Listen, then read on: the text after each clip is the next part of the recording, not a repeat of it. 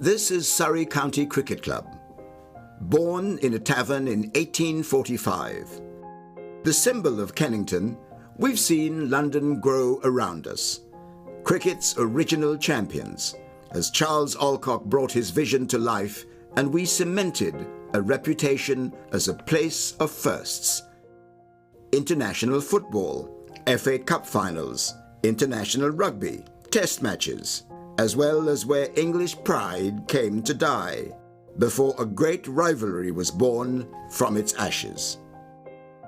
We share our feathers with royalty and pass on the honour of the brown cap through generations. We've seen England's best spend their careers with us. Well, that's Jack Hobbs. Head and shoulders, yes, over all other living batsmen. And the game's best finish under our gasometer. We've won 7 in a row thanks to Surridge, May, Barrington, Locke, Laker and the Bedser twins. In fact, we're well known for our famous siblings, but there's always been one family who've stood out. We saw the West Indies grip a nation on our doorstep, and a pioneer set records galore in the women's game. The end of the century brought a fresh take on Ik Dien, as Holyoake and his England teammates transformed us on the pitch. The changing of the oval skyline brought the greatest of finales. There it is. England have regained the ashes. And an era of final test triumphs. Alistair Cook has done it. A century in his last. Well played. On our way to our own red ball century. We're one half of the game's oldest rivalry and its only London derby.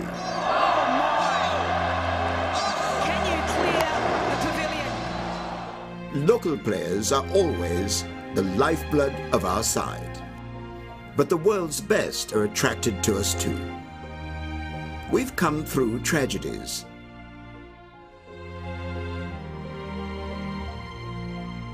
Now we're home to world champions and cricketers of the year. 175 years have passed. There's much more to come. This is Surrey County Cricket Club, heart of London, pride of the county, the grandest stage in world cricket.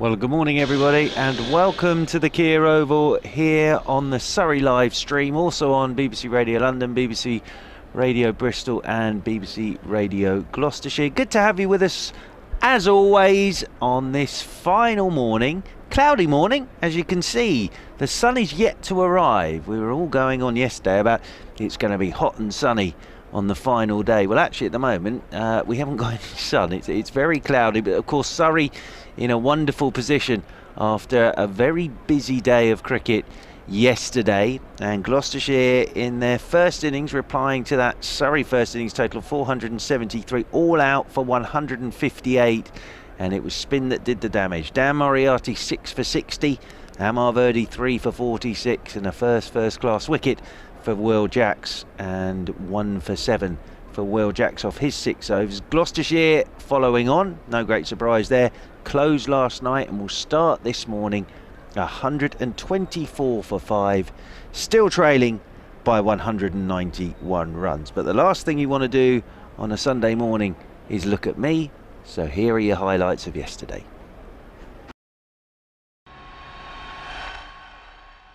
Jamie Overton charges in once again, comes in over the wicket to Hammond, short, and Hammond off the front foot pulls this for 4. I think we've got some Gloucestershire supporters fairly close by. It's a good shot that from Hammond on the front. Get in the batsman's mind. Moriarty bowls all reverse sweep from Miles Hammond, and he's got it very nicely. Here is Verdi, who's into Brathwaite, pushing forward. Big shot for LBW. That might be out and is out. Brathwaite gets it wrong on that occasion. Moriarty again, but edged and gone. Very comfortable catch from Ricky Clark at first slip, and a nice bit of bowling from Moriarty to get a couple of wickets in this first hour. Verdi tossed up and it's swept straight into the grateful hands of mid-wicket. Abbott takes the catch. With those kind of numbers, here is Moriarty again, who is round the wicket. Oh, he's bowled him! Oh, left alone by Higgins outside the off stump. Moriarty. Nicely so far. Here is Moriarty too and gives this a lot of air. Good shot from Mars Hammond. That's nicely played by Mars Hammond. Wow. As Moriarty's into Tattersall. Tattersall's gone. Just played round that front pad straight to leg slip. And it's picked up by Jamie Overton. The stumps at the moment. As round the wicket comes Moriarty. Quicker. Oh, now is that caught by Will Jacks? It is. What a catch that is. In that second short leg position, because Tom Smith has pushed forward, little inside edge. Short leg for Sean Abbott. Here is Abbott from the pavilion end. Right arm over into Taylor, who saw slashing at one outside the off stump, and that would have gone probably where a third slip would have stood. As it was, there is no third slip.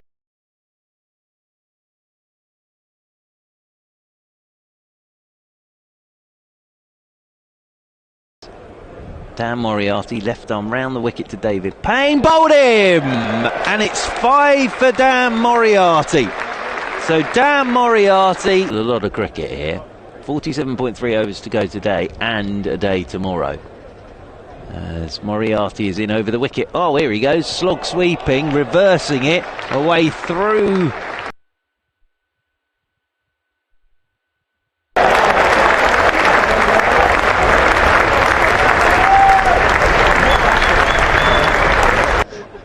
Unlike in previous weeks, as Moriarty bowls on the pads, and that's flicked through square leg by Brathwaite and done straight to Moriarty at mid-wicket for 14, so he gets a short one here which is pulled hard through mid-wicket, and there's no mid-wicket in place this time.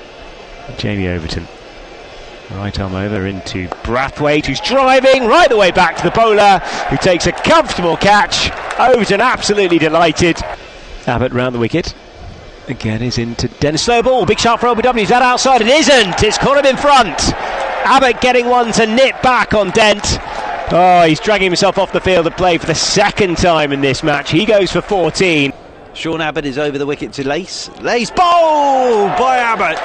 Got stuck on the crease, nipped one back, and Tom Lace has a pair. Off to a good start as Verdi bowls, and he's bowled him. He's bowled him. Verdi disappears off into the distance. Are the advertising boards going to stop him? I'm not quite sure. He's left cover open, understandably. Verdi again to Higgins, who's down the track, and he goes.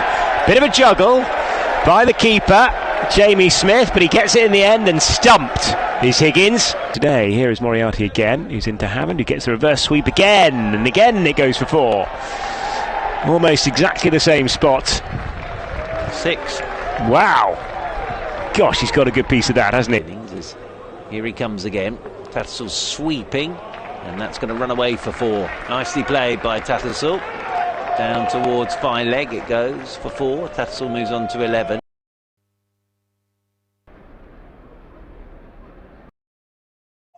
Well, Dan, that's been a pretty frantic and entertaining day. I should think it's a very happy Surrey dressing room this evening. Yeah, what a day.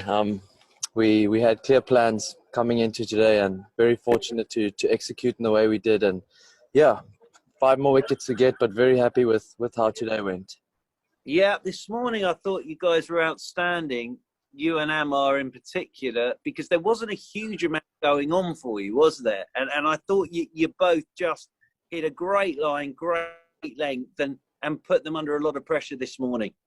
Yeah, we kind of wanted just to set the game up for the last innings, and this morning we just wanted to be quite disciplined in our lines and lengths and create pressure, and fortunately, you know, we took some good catches and we had a bit of momentum on our side, and we kind of capitalized on those little passages of play and got wickets in clusters, which was brilliant. Yeah, I wanted to ask you about that. Will Jacks, Jamie Overton, Jamie Smith behind the stumps. You know, you wouldn't get your wickets without them taking those catches, would you? No, 100%. There's a lot of credit to those guys and in those positions.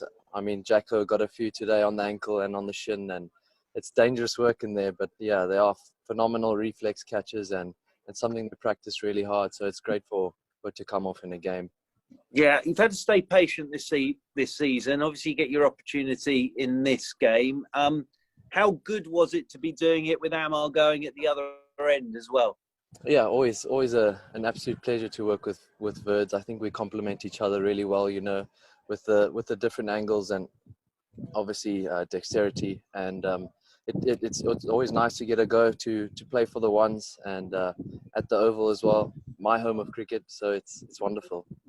And another 5 for, I'll do this bit for you. That's the 4th consecutive 5 for, back-to-back 6 for, 22 wickets in the last 4 innings.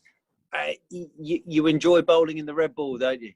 Yeah, I do. I don't always aim for those kind of stats and things. It's quite fortunate that was the result. But yeah, as I say, it's always an absolute privilege to be able to represent this club, and it's always nice to grab an opportunity like that.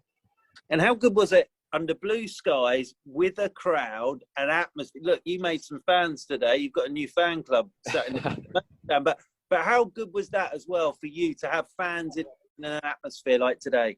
Yeah, it's an incredible taste of normality, I guess. It's only my 2nd professional game with people around, and I was chatting to the umpires today, and it's kind of a new experience. It's quite nice. It's more authentic. I think you know, the crowd give you a lot of energy, and you can work off things like that, and it's just a wonderful feeling.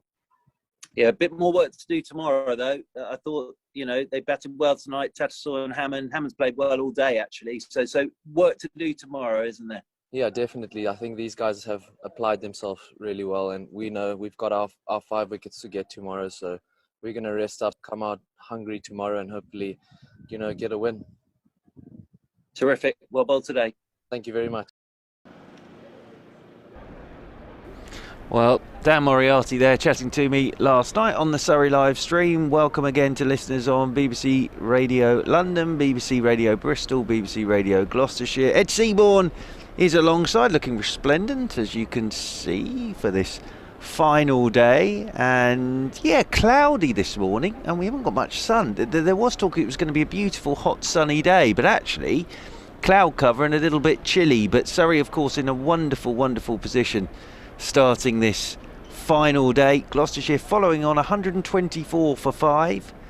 Miles Hammond, who played very well yesterday, 38 not out, and Johnny Tattersall 15 not out. Tail of spin yesterday for Surrey when they bowled Gloucestershire out for 158. 6 wickets for Moriarty, 3 for Verdi, and 1 for Will Jack. So there is a lot of batting for Gloucestershire to do today. Ed, we were talking about this before we came on air.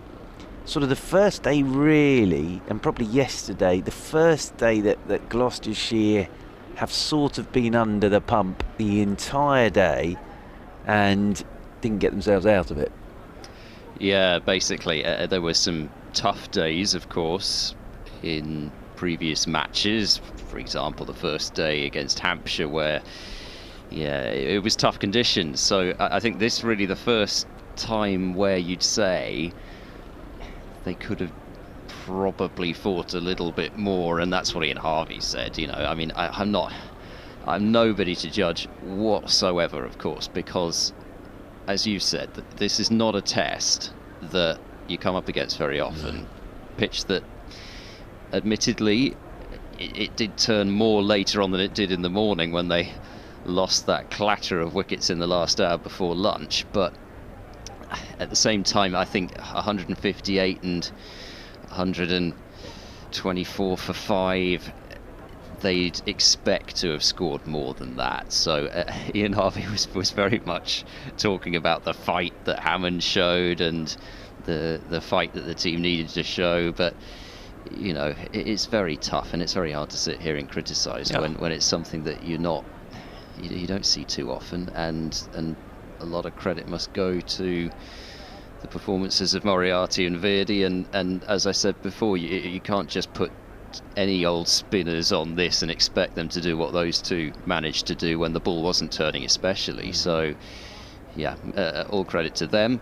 And Miles Hammond's really stood up and made himself a number 3 that it looks as though Gloucestershire should be able to rely on now that brace he's off with England, and obviously can't wait to see him make his England debut against New Zealand. Will be a fantastic moment for him, for all those involved in his development, and for the club, of course. But Miles Hammond at 377 was the last man out in the first innings, playing a shot that I don't think he would have played if he had not been with number 11 Dan Worrell.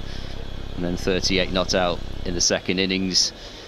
He just looked like he was seeing the ball better than anybody else, and the runs would say that in themselves, but he just didn't look in that much trouble out there, and he proved what is still possible on this pitch.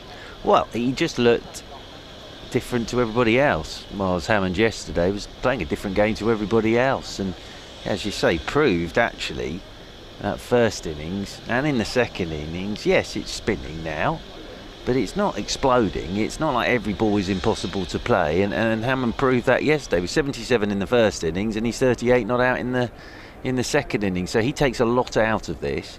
And I suppose from a Gloucestershire point of view this morning, it's, well, get to lunch first. That's basically sort of the way to look at it, isn't it? You've got 3 sessions, get to lunch first. It would be unbelievable if they could do this today, but strange things happen in cricket. But I think Surrey will arrive this morning very confident of taking these last 5 wickets at some point today, with an entire day to go as well, and inflicting a first defeat on Gloucestershire this season, because of course Gloucestershire top of the table quite rightly, having won 4 games and drawn 2 of their 6. But today is probably the first. I know they hung on at the Aegeus Bowl, but that was a brilliant effort to get through to that point, to even hang on. And then obviously the game at Bristol last week, but rain was always going to curtail that one, as we were talking about that this morning. But today is the first day they're really staring down sort of the barrel of defeat, isn't it? Yeah, it is. And if they were to pull off one of the more ridiculous comebacks you'll ever see in Championship cricket, then you would have to say that Hammond and Tattersall are probably going to have to bat for at least a session and a half, if not more than that. I mean, Tom Smith can stick around for a long time. Matt Taylor did hang around for, was it 58 balls in the first innings? But yeah, in terms of those who would have to do the job, then yeah, Hammond, Tattersall, and then you'd have to hope that Tom Smith plays one of his characteristic blocker innings. And yeah, it does not seem likely, it must be said, and the pitch is only going to get better and better for Surrey spinners, because the sun will come out. It hasn't come out yet, but it will come out, because it's very much forecast to be a sunny afternoon, and the cloud will burn off quite soon. So yeah, it's going to be very tough, and for Gloucestershire it's just about, I think in some ways it's just about showing Surrey that they're not just going to roll over this morning and basically bat for as long as they can.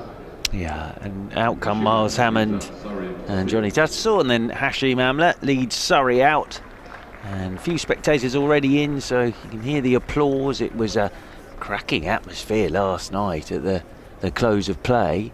Whether it's going to be like that this morning, I doubt, on a Sunday morning, but lovely to have everybody in. And yes, the sun is definitely arriving at some point today. It's just cloudy this morning, which I suppose might mean it will swing, but we'll wait to see who we open up with. I'm just looking. I don't think Sean Abbott is out there, actually. Now, Sean Abbott was off for a bit yesterday as well, so no Sean Abbott this morning. So he bowled very well yesterday, but it looks as if it'll be Verdi to get started, which is no huge surprise from the Vauxhall end. So it'll be spin straight away from the Vauxhall end. We got all our overs in yesterday, of course, because we had so much spin. We still had a long day, because with wickets falling, it always sort of adds a bit of time on, doesn't it? But just a reminder, 124 for 5 then, Gloucestershire, starting this final day, following on, still 191 runs from making Surrey bat again. And Verdi in the second innings, 14 overs, 1 maiden, 2 for 27. One of the great celebrations when he bowled Ian Cobain. He ran off towards the Peter May stand, leaping like a salmon, did Amar Verdi, and one of the great celebrations from Amar Verdi. Then I think he realised how far he'd gone, stopped and came back. So, but the crowd loved it, obviously, absolutely loved it. Dan Moriarty made some new friends yesterday as well, and it was a great atmosphere last night. So 4 men immediately around the bat of the right-handed Tattersall, who played nicely for his 15. Just a reminder, of course, he's on his Gloucestershire debut here, and partnership of 40 between these two. So first ball of this final day to be bowled by Amar Verdi from the Vauxhall end. He'll come past umpire Ian Gore to Tattersall, and Tattersall is in behind the first one that just bounces a touch on him, and he plays it down into the turf. It rolls behind him, and it's picked up by Jamie Smith, who was terrific behind the stumps yesterday. Jamie Smith, his stumping was something else yesterday. Ryan Higgins it was who came down the pitch, and it bounced and turned, and wonderful bit of work from Jamie Smith yesterday as Verdi over the wicket he comes, and nicely played this from Tattersall, just lays onto the back foot, opens the face, cuts it away late, down through backward point. That's going to run away for 4. He played one of those last night, and he starts this morning with a very nicely played little late cut. And Tattersall, first boundary of the day, moves on to 19, and Gloucestershire move on to 128 for 5. Yep, just what I was thinking, is picking up where he left off last night with that shot. And you do have to be careful, of course, doing that, because that's where the majority of the turn is, when you bowl wide and a little bit shorter. But watched it right onto the bat, played it very late. Verdi, over the wicket he comes to Tattersall. Tattersall's forward, playing this one down into the leg side, and there's no run. You can, of course, get in touch with us. That would be nice to hear from everybody today. At back and across at Ed Cricket 6, at Johnny Barron. And I think there will be a question at some point this morning. We'll get into the cricket first, and then we'll have a question for this morning session. As forward comes Tattersall, plays this one from Verdi out into the offside. Back goes Ryan Patel from Silly Point to do the fielding. No great breeze today. It's a very still day here, very calm day, but cloud cover at the moment, but the sun is coming. That cloud will burn off at some point today as Verdi is in. Tattersall's forward, pushes this one out into the offside, gave that plenty of air, did Amar Verdi. And Dan Moriarty with his 6 for 60 yesterday comes round to do the fielding. And if you're watching the Surrey live stream earlier, you'll have seen the interview I did with him last night. He's a lovely lad, Dan Moriarty, he really is. As over the wicket once again comes Verdi, and Tattersall's played at that, bounced outside his off stump. It's the one that goes on. He's then pulled the bat inside the line after it's gone past his outside edge. So nice bit of bowling from Amar Verdi. First over of the day done and dusted. 4 runs have been added, and Gloucestershire are 128 for 5. He's rehearsing the leave, it's Tattersall, but at the same time it's very hard to say he should be leaving that, because it could have spat and turned, and admittedly then it probably have hit him on the body, but he'd be leaving on length as much as anything else. It's hard, because how many times do you see the ball turn from that kind of line and length? So you have to almost get used to it out there in the middle, getting used to how to play that. The fascinating thing is, the ball yesterday that would have got really in the back of the Gloucestershire minds was Will Jacks's ball to Matt Taylor, because before then it hadn't really spun, but then Jacks, his first class wicket, was an absolute beauty, wide outside the off stump and just spun back. Taylor was letting it go, spun back and hit the top of his off stump. So yeah, for a right-hander, that's in the back of your mind, and that's why he's played at that, Tattersall, and it's the one that goes on. The reason he's playing at that is he's expecting that actually, well, it's going to spin back and bounce at me. And then Verdi just bowls the one that goes on with the arm. So letting it go is really tricky, actually, because you're in danger then of finding it happening to you what happened with Taylor. As Moriarty then gets us started from the pavilion end to Miles Hammond, who's playing this off the back foot, off the toe end of the bat. And it runs away down to Ricky Clark at slip. So played that one as if it kept a little bit low on him, did Miles Hammond. Played a lot off the back foot yesterday. Looked great yesterday, Miles Hammond. The electric soars here again today as Moriarty is in, and Hammond plays this one. Again, the left-handed Hammond off the back foot, out into the offside, and there's no run. Gets himself into a very strong position off that back foot, and he's gone back to some quite full balls and some balls that haven't necessarily bounced masses and look very solid in doing it. He's done himself no harm in this game, Miles Hammond, as he's sweeping. Saw this yesterday from him. That's the orthodox sweep out towards deep mid-wicket, and he will pick up a single, and that'll be one more to Hammond, his first run of the day. We also saw him reverse sweeping brilliantly yesterday. Hammond on to 39, played one, well, it's a switch hit basically, that went for 6, 129 for 5. But yes, of all that, he's just looked, and you know, and this is nothing against the other Gloucestershire batsmen at all, because they're all very, very good players, but you have to say he's looked head and shoulders above everybody else in this game as Miles Hammond, and he hasn't played a lot of cricket recently, so he's had a terrific game. As Tattersall will have Moriarty come left arm round the wicket to him, and Tattersall is forward, playing this one down into the offside. I suppose Tattersall as well will see this as an opportunity here on loan, with Bracey away with England of course now. Will make a test match debut next week, which is very exciting, as in comes Moriarty. That's down the leg side. I like what Bracey said as well about Ben Folkes, and he said he owes a lot to Ben Folkes because he's obviously been working with Folkes in the bubble, and with that really unfortunate injury to Ben Folkes, it opens up Bracey's debut. Basically he'll be playing because he'll have the gloves, as this one's pushed off the back foot by Tattersall, straight back up the pitch. So quiet start this morning. 129 for 5 Gloucestershire, Hammond 39 and Tattersall on 19. It would have been fascinating to know whether he would have played anyway.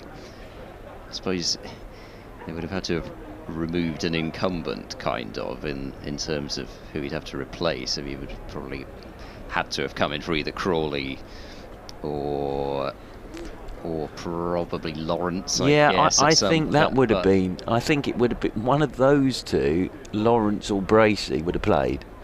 But now, obviously, with the injury to Folkes, Bracey will make a Test match debut. So good luck to him as well. Good luck to him. What a place to make it. Yeah. At Lords. Already Wow. played at Lords this season as well, which is handy, I think. Get your eye in a little bit. And scored some runs there as well. Yep, absolutely. So no, good luck to him. What a place to make you. Let's hope he does what Andrew Strauss did on his Test match debut at Lords against New Zealand. As 2004 that was. 129 for 5. Amar Verdi will come round the wicket to Hammond. First time he's bowled to Hammond this morning, and Miles Hammond is forward and pushing this one out towards cover, and there's no run. I remember watching that innings at primary school. Oh, now you make me feel old. Now you make me feel very, very old. Dearie, I was actually at that. I was working at that. That's how old I am. As round the wicket again comes Verdi. This one's tossed up, full toss in fact, and that's clipped away by Hammond, and that will run away for 4. So nicely played, just nicely put away that by Miles Hammond. He almost got 100 in the second innings as well, but then Nasser ran him out. And then Nasser, to his credit, went and got 100, and then England won the game and Nasser retired from Test match cricket on the last day, I remember. But yeah, that was amazing. Test match debut, 100 in the first innings for England. Andrew just almost got 100 in the second. Round the wicket then is Amar Verdi, and this is pushed by Hammond out into the offside. That has made me feel so old, you saying that. One more to the total, one more to Hammond, and 50 partnership between these two. So very good. Most of it done last night, of course, but a very good partnership between Hammond and Tattersall. It's come from 105 deliveries, and it moves Gloucestershire on to 134 for 5. Tattersall comes back onto strike on 19. And Marverdi, that little flick of his leg as then over the wicket he comes. Tattersall sweeping. That's nicely played by Tattersall. And they will pick up another single. One more to the total. One more to Tattersall. He moves on to 20, 135 for 5. Controlled batting so far from these two, and it's a couple of sweep shots that have just been played all along the ground, out to the fielder in the deep, not looking to do too much. Around the wicket he comes again. Pushed by Hammond out towards cover, and there is no run. Can't Conor McCurr out there, 12th manning at the moment, I think, with no Sean Abbott on the field of play. As round the wicket again goes Verdi, and forward goes Hammond. Plays this one with the full face of the bat, nice and neatly and tidily back up the pitch, and there is no run. End of the over, 133 for 5, Hammond 44, Tattersall on 20. And a nice quiet start for Gloucestershire with no great alarms this morning. Last one, that ball that it is so easy just to turn straight to leg slip, and you see it happen so often, but that is one of the many things that Miles Hammond has done so well when he's batted. He's been able to recognise that ball on leg stump, and for the most part actually he hasn't even tried to turn it into the leg side for runs. He's just realised that you've got a short leg there, you've got a leg slip there, and like you say, he's played it with the full face of the bat. Moriarty round the wicket from the pavilion end to Tattersall. He's turning this one into the leg side. Now Tattersall did go like that yesterday to Moriarty with that hulking figure of Jamie Overton in there at leg slip. Just turned it straight into the big hands of Jamie Overton, so he'll be very aware of that, Tattersall. As round the wicket again goes Moriarty. Tattersall's forward, plays this one back up the pitch, and there's no run. Don't forget the roller would have been out there this morning. Ground staff would have done their stuff, so it might just take a little bit of time for the pitch to come to life and wake up, like us all really. As Moriarty's in again, down the pitch goes Tattersall, whipping this one in towards mid-wicket, and there is no run as Laurie Evans comes around to do the fielding. But it just, sometimes the pitches can be a bit sleepy in the morning, and then slowly but surely, like us all, the pitches begin to wake up.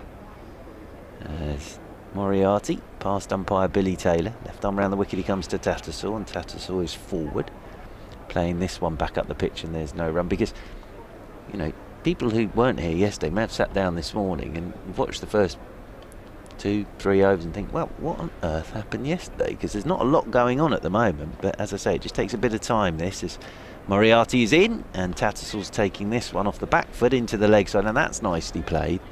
Not trying to flick that fine, he's just playing that in between Jamie Overton at leg slip and the short leg.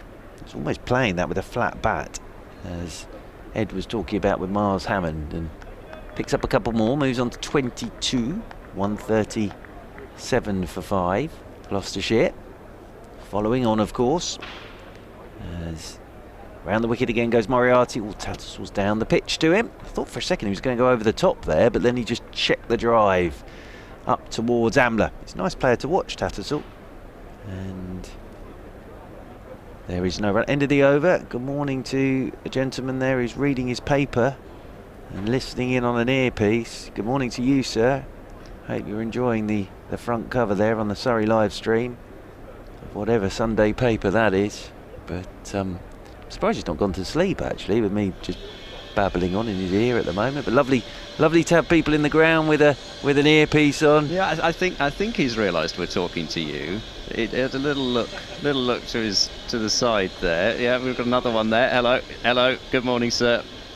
Enjoying the cricket? I think he is. I think he's enjoying his paper a bit more at the moment. Yeah, I think he's enjoying his paper. Sorry, sir. It's just you've come up on the screen and you've got an earpiece on. And, you know, it's just nice to know somebody's listening. As the gentleman turns off his earpiece. Please stop talking about me. Please stop talking about me. So it's going to be Jamie Overton down below us from the Vauxhall end of the ground. It's a bit of Verdi, and now we get Jamie Overton into the attack down below us from the Vauxhall end with the sound of the electric saw. Round the wicket then comes Overton to Hammond, who's driving nicely straight out to the sweeper on the cover right, which is McCurr, and they'll take a single, and that takes Hammond on to 45. 138 for 5. Took the first wicket to fall in the second innings yesterday. Jamie Overton, Craig Brathwaite just chipping the ball back to him and went caught and bowled. And the atmosphere last night was tremendous. When Jamie Overton was sort of roaring in at the end last night with the sun out and blue sky and it was warm, and the atmosphere was terrific. And the sun's sort of trying to creep through the clouds now, I think. Just beginning to brighten up a touch as Tattersall settles over his bat on 22. At the moment it's just one slip, so I think Will Jackson's going to move from gully to first slip. Laurie Evans is going to come across to the gully, so it'll be 2 slips and a gully for Tattersall, and a short mid-wicket catching as Jamie Overton is over the wicket to him, and Tattersall's up on his toes, punching off the back foot straight out to extra cover. Moriarty does the fielding and there's no run. He bats like a typical wicketkeeper batsman, does Tattersall, but at the same time, as I've said a couple of times before, from what I've read, he was only converted properly into a wicketkeeper in 2017. They obviously looked at his hands, and those wicketkeepers' hands that they often use to play those sorts of shots like that last one. They obviously looked at those and felt that he really did have the talent to become a wicketkeeper at this level. Overton's into him, it's short, and Tattersall just sways inside this one. It's taken by Jamie Smith, moving away to his right hand side. I know he's shaped up very nicely in this second innings. And I remember seeing him, as I was saying, at Scarborough, I think, a couple of years ago. And kept very well in that game for Yorkshire against Surrey, Johnny Tattersall. And, you know, it's an opportunity here. He's got a whole day to bat today. Be tough, but he's got a whole day to do it if he wants to, which I'm sure he does, as Tattersall waits once again as Overton's into him. Oi! That is a good leave in the end, because that has come back from Jamie Overton. That cannot have been too far away from the top of Tattersall's off stump. It's a very good leave, that, because his stumps are still standing, but it must have been extremely tight. I think that's gone over the top of middle and off, actually. Yep. I was watching for the bails flying, and then see, we're at a slight angle here, so I was watching for the bails to fly out from behind Tattersall as he left it, and was very surprised when I didn't see anything. But as you say, just able to leave it on length, but I'm not sure he'll be doing that again. Waits again, does Tattersall, as Jamie Overton is into him, and Tattersall's on the back foot this time, just forcing out into the covers. Round comes Laurie Evans to do the fielding, and there is no run. Youngster Harry Duke with the gloves for Yorkshire now, and he made, I believe, his maiden first-class half-century against Lancashire, so scoring runs against Lancashire and half-century for a youngster, so the path back into the Yorkshire side for Tattersall might not be the easiest at the moment. Overton into him, he lets this one go off a length outside his off stump. That was a bit wider that time, so letting it go outside his off stump. Maiden over from Jamie Overton. Apologies, no, there was a single off the first ball of the over from Hammond. 138 for 5, Gloucestershire. But the chance to come and get some cricket, you know, some really top level cricket against spin and seam, both on this pitch, test venue. I mean, it's just, as I said before, it's a fantastic win for the loan system, and yeah, it's about, you know, county cricket is about producing cricketers for England, and it's also, you know, they've got to be playing, haven't they? If you've got the talent, then you should be playing. Oh, absolutely, absolutely. Dan Moriarty will continue from the pavilion end. The exciting news is at the end of this over, if Mark would like us to, at the back of the box, we will ask the opening question of the day at the end of this over for this session this morning. So it's going to be Hammond on strike to Moriarty. 138 for 5, Gloucestershire. Moriarty is in, Hammond sweeping. Now they're going for the caught behind. Given by Billy Taylor. Now Hammond doesn't look best pleased with that. Sweeping, I think he's given it caught behind, unless that's hit pad and he's given it LBW. He's sweeping, I don't think it's hit pad, so he's given that caught behind. And Jamie Smith, it's a good take from Jamie Smith, because even if it had hit his pad, he's way outside the line there, so that's caught behind, because if he's given it LBW, it's a horrible decision, and Hammond has to make his way back to the pavilion, and Surrey have the wicket they wanted this morning. It's the first one for Dan Moriarty in this second. Yeah, and it's given us caught behind, so Yep, Hammond has to go. I thought that could be the only thing it was, because if it did brush his bat pad, he was so far outside the line. And nice catch from Jamie Smith. So Hammond goes for 45. To say he doesn't look best pleased would be an understatement, but he's gone for 45, and Surrey have the wicket they wanted early this morning, and that is Miles Hammond, who's played very well in this game, and they are 138 for 6.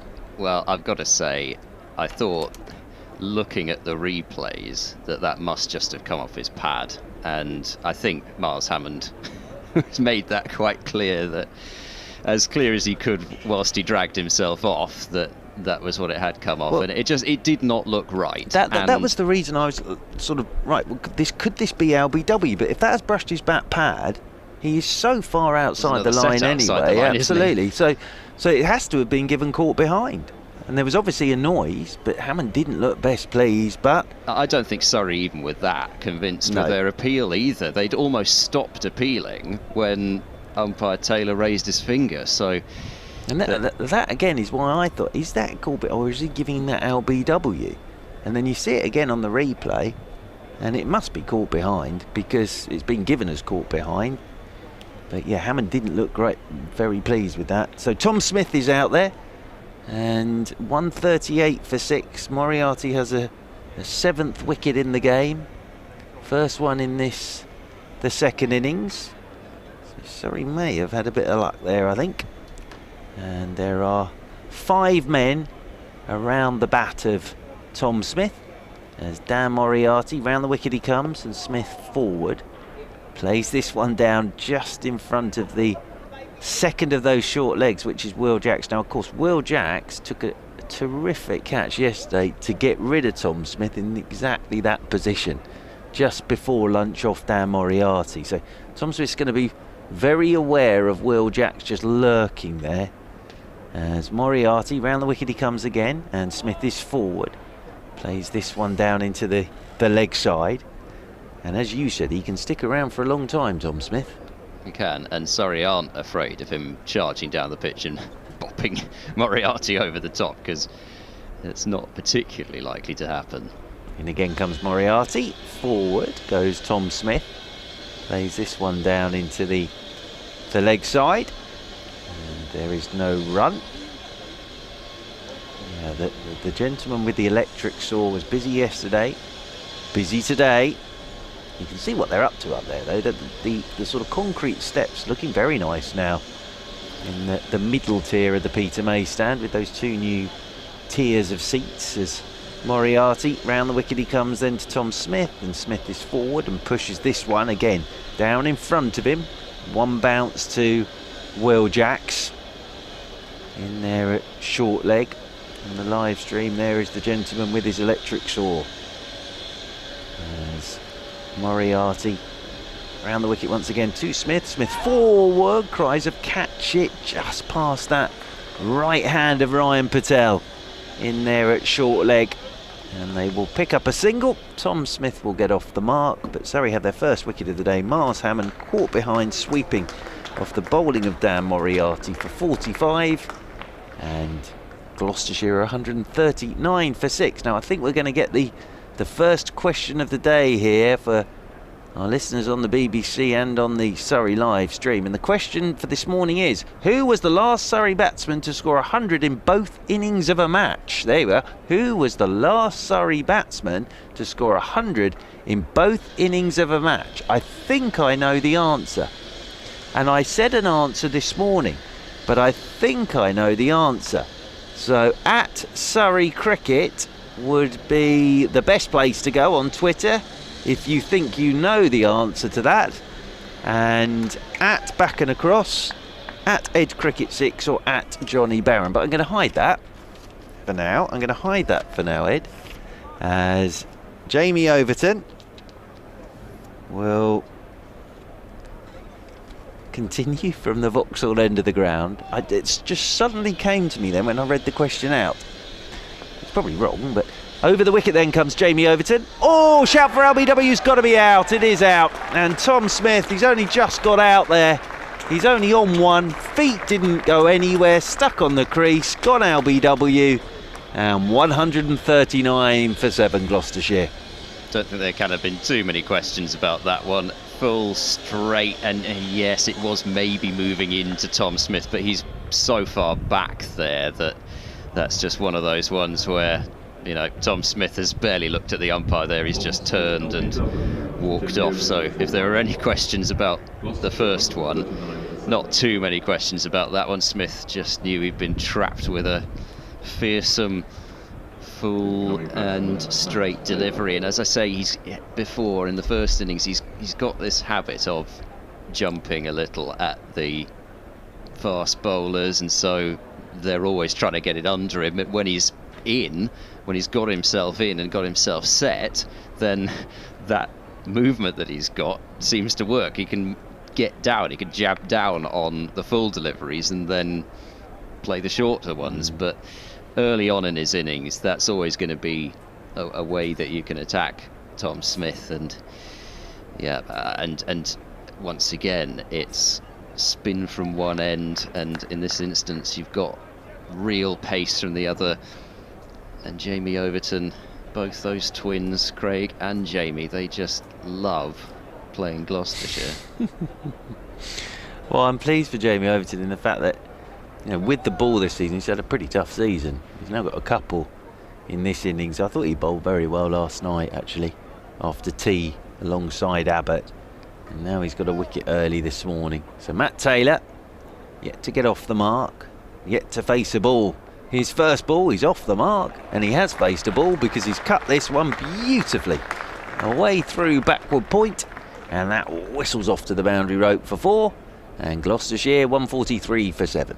Took him around about 20 balls to get off the mark in the first innings, and got one which was a little bit on the short, wider end of things, although it has to be said it was coming back again a little bit at Matt Taylor, so he could have got it a little bit tucked up by it, but didn't, and timed it beautifully.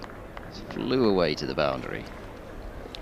Turning again is Overton, down below us, and comes over the wicket, and forward goes Taylor. Turns this one into the leg side, and there's no run.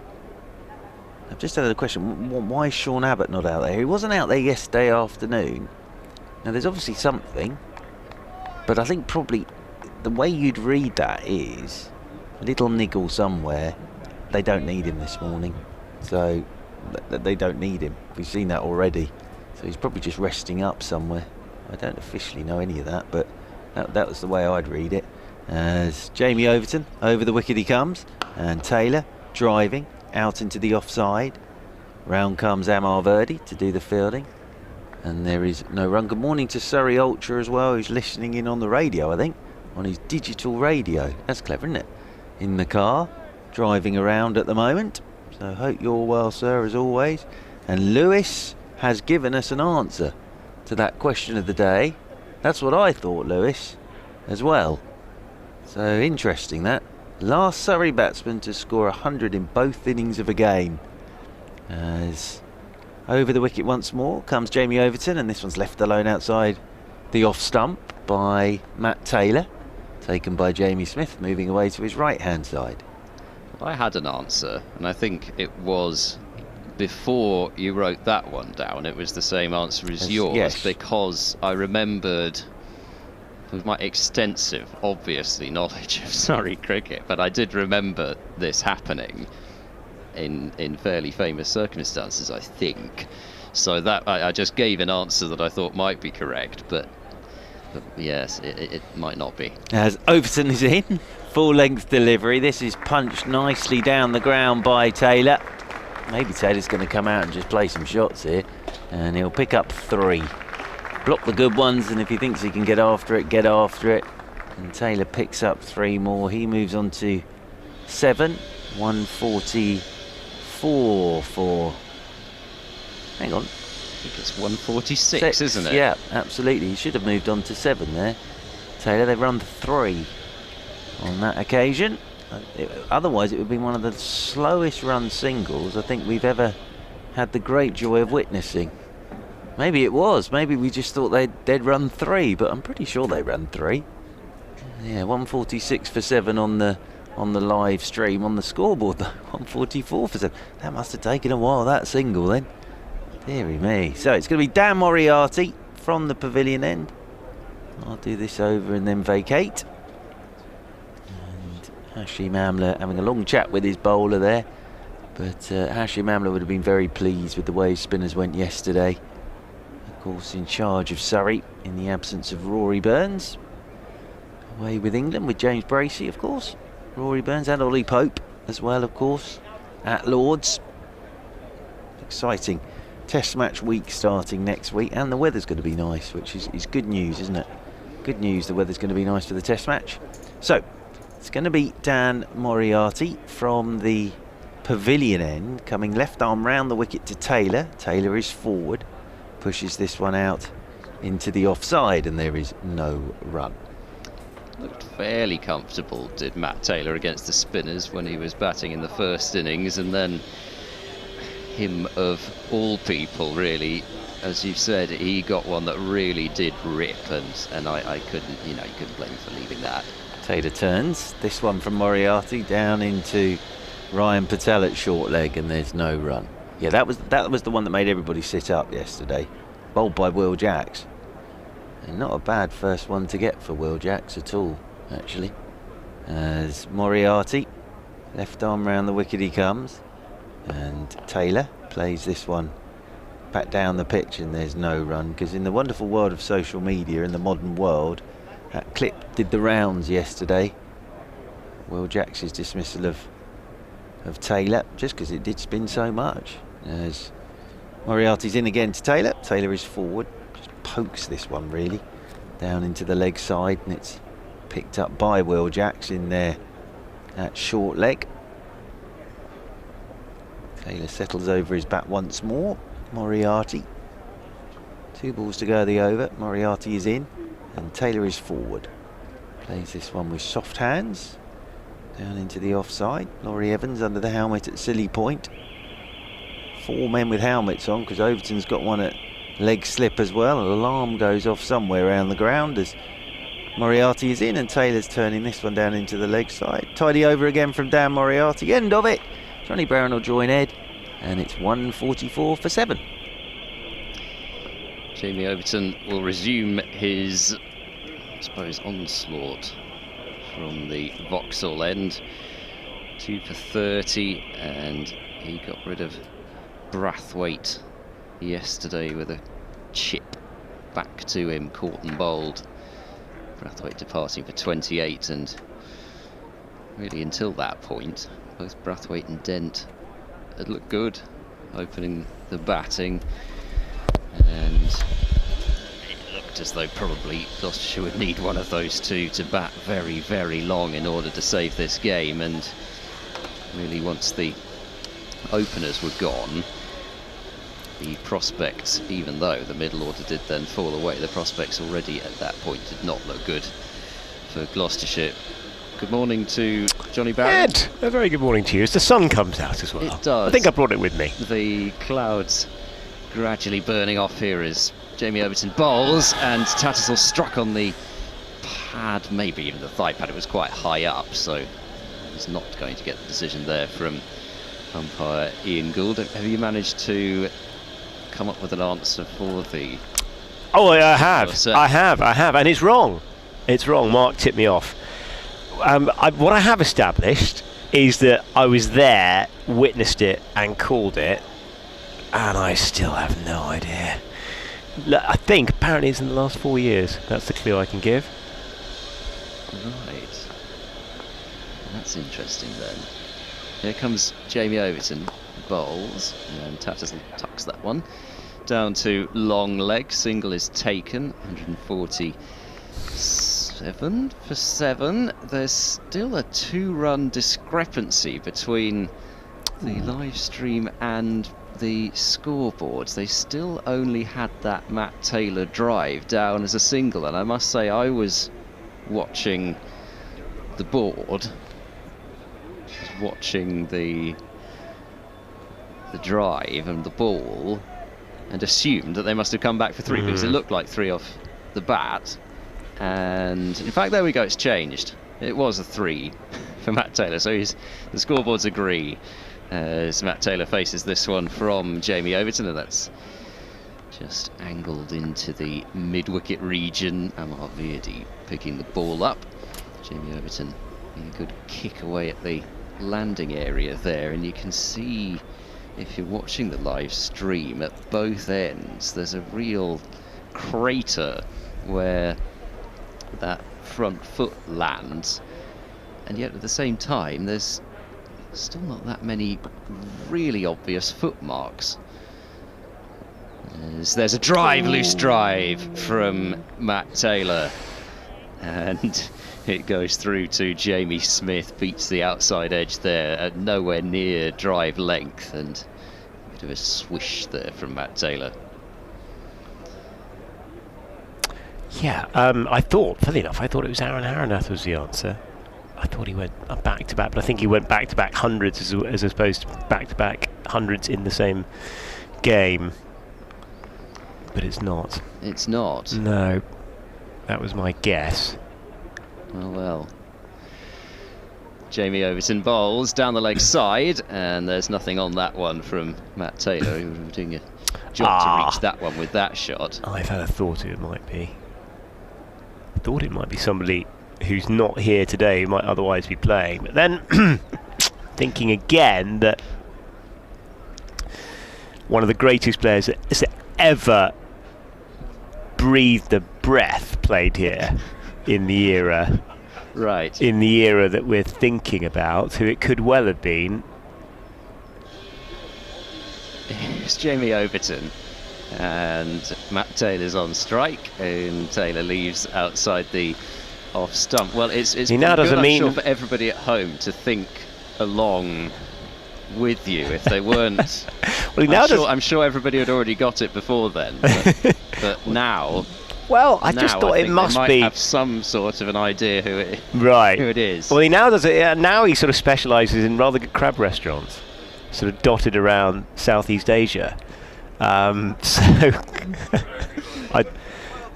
is there anything else you'd like to say on the subject? Well, you asked me. I was asked, Ed, wasn't I? I can blame you for all this. Yeah, all right, okay. You can blame me for revealing the answer to the trivia question, which was set not by me. And well, I wasn't. Well, I was only giving away. I don't know where to go with it. Not even the commentator affiliated with the home side here. Yeah. But there we go. Moriarty will continue. I think it's all your fault, Ed. It's much easier. It is. Because you can walk away from this box where the ramifications to me going forward are enormous. Yeah, this could be the end of the trivia segment. As Moriarty continues, bowls to Tattersall, and that's played away towards the short leg fielder on the bounce. All I said was the greatest player ever to breathe a breath of whatever, and the fact that he does crab restaurants. That's not an enormous clue, is it? I mean, you're engaged there, so you'll definitely know who it is. Moriarty is in bowls. Tattersall goes back and drives that one all along the ground out towards the fielder at deep extra cover. Single taken once more, 148 for 8. Tattersall 24, still looking pretty organised out there this morning. But you've taken another wicket, Ed. 7. You've taken a wicket. Did I say 6? You said 8. I said 8? Yeah, you've just burnt another one off. Who's gone? Oh, Taylor, I reckon. No, you're all right. Well, it's a 50-50 choice, I suppose, isn't there? But anyway, no, 5 men round the bat for Matt Taylor. He goes back and tries to cut, but doesn't time it, and it's out towards backward point. There's no run, so 3 close catches on the leg side with a silly mid-wicket, short leg and leg slip, and then a catching extra cover under the helmet as here comes Moriarty bowls. A little bit of bounce maybe, and Taylor deadens that one into the offside. We haven't really seen a ball turn yet this morning, not massively. There's Moriarty, moves in, bowls full, and Taylor drives inside half of the bat, really up towards mid-off, and there's no run, just the one remaining in this over. And then just the 86 more after this to face out. Moriarty bowls to Matt Taylor, goes back, drives. That's a nice looking shot through wide mid-off. Hashim Amla is he's going to escort that one to the boundary for a moment there. He ran at the same pace as the ball for quite some time, but in any case, they were only ever going to get 2. Brings up the Gloucestershire 150, and Matt Taylor has 9, Tattersall 24, and it is 154-7. 7. Well, yeah, Gloucestershire have had a tough couple of days. What they have learned is that they've discovered somebody who's a seriously good cricketer who needs investing in and playing a lot more red ball cricket, and that's in the form of Miles Hammond, in my opinion, because he's, to be honest, he's looked a completely different class from anything else I've seen on the Gloucestershire side, and I find it staggering he hasn't been in the side. But then again, Gloucestershire have been so brilliant this season.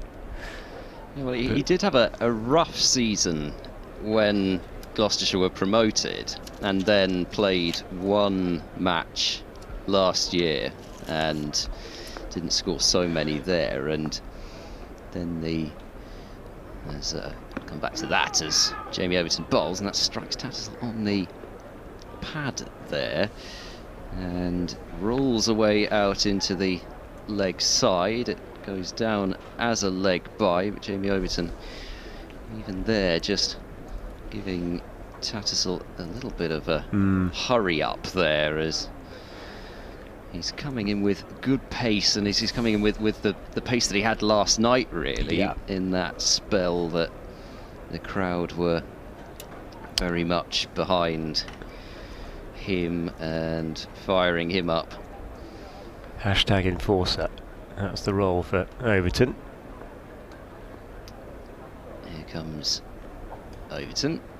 Matt Taylor on strike, and there's another delivery which just rises up a little on Matt Taylor, and that's a length, isn't it? It's just it's that heavy ball, which Ryan Higgins mentioned, isn't it? It's a heavy ball, and in my interview with him, and just hitting that length. Can't get forward to it, can you? No. Really? And on your back foot, you're vulnerable as well. It's kind of what they call, when you're in the zone, isn't it? From a bowling point of view, and just hitting that length time after time. Here comes Jamie Overton, he's there, bowls, and that one is another fizzing delivery, but Matt Taylor this time negotiates it very nicely, managing to get it straight down and into the mid-wicket region. But the opening spot went from Miles Hammond, and Ben Charlesworth was used as opener, and there's another very, very talented cricketer who hopefully would come back into the side. Charlesworth come July, I believe, for the One Day Cup was what I heard in terms of Charlesworth's target. So here comes Jamie Overton, he's in bowls, and there's a drive from Matt Taylor, compact looking drive all on the ground, but it's straight to backward point, and there's no run this time. But from what he's done in this match, number 3 position is his until James Bracey returns, and then who knows, he's got those couple of championship matches in July at Cheltenham, and he'll be a big part of the one-day stuff, won't he? Oh, certainly, yes, and he will be, as I said earlier, playing in the 100 for the Birmingham Phoenix. What a big gig, franchise stuff, isn't it? Yeah. As Jamie Overton bangs that one in short, and Matt Taylor sees it quite comfortably, actually. He didn't really even have to duck too far underneath it. But Overton here, I think, Ed, this is the role for Jamie Overton. Hugely talented with the bat, but can bowl in little bursts and just be a right pain. What do you not want to face if you're at the back end of the order? It's this, right? You don't particularly want the turning ball either, but you don't want Overton thundering in. I mean, you're not going to see a half volley for love nor money. This is proper cricket. Proper cricket, this. Yeah, I mean, the only half volley you might see is if he's attempting a Yorker. Absolutely. We haven't yet seen the Yorker. There's one ball remaining in the over. 2 close catches on the leg side as Matt Taylor gets a good length ball, which he gets into the ground, and it's fielded by Verdi in close on the leg side. 151 for 7, Matt Taylor 9, Tattersall 24. Yeah, it's good to watch. Good to watch really fast bowling. I'm not sure that Matt Taylor necessarily agrees, although having said that, he's worked hard on his batting and had to negotiate spells from brother Craig, who has put on a yard, I think, in recent times and did very well at Taunton to make his maiden first-class 50 in that innings. He's a good cricketer, Craig Overton, and you don't have to be express pace, but if you know what it's like, Ed. You see anybody who's up around 85, 87 mph at this level, and they are. When Sky do games, you look at the average pace of a medium pacer in the county championship is somewhere between 77 and 80 mph. Moriarty bowls to Tattersall, who's that kind of waggle with the bat and then comes forward and defends back to Moriarty. And often people that you think, oh, they're quite sharp. They're probably their effort ball will be about 82, but then you get up to in that Overton territory, Craig Overton, where they're 87, and that is a hurry up at this level. That's a massive step up. Moriarty to Tattersall. That's a filthy delivery, which is way down the leg side and helped on its way by Tattersall. Fine for 4 runs, 155 for 7, and a very rare lapse from Moriarty. That was help yourself ball, that. And then your step up from that is those whose average pace is around about 87, and then they're nudging north of 90, consistently. Then you're into the sort of Jofra Archer, Mark Wood territory, and that's another step up from that. And that, that's white lightning in this, or grease lightning, isn't it, at this level? And the other thing about Craig Overton, of course, is his incredible skill in terms of moving the ball either in the air or off the pitch. There's a full delivery from Moriarty, which Tattersall goes back to, but knocks it away into the leg side, picked up by Jamie Overton from that almost leg gully position that he's in now, rather than leg slip. As Moriarty turns and bowls, Tattersall turns leg side. Can't beat short leg. Craig Overton, a lot of his cricket has been played against one of the best sides in the world, hasn't it, on really flat, benign surfaces, aka Australia.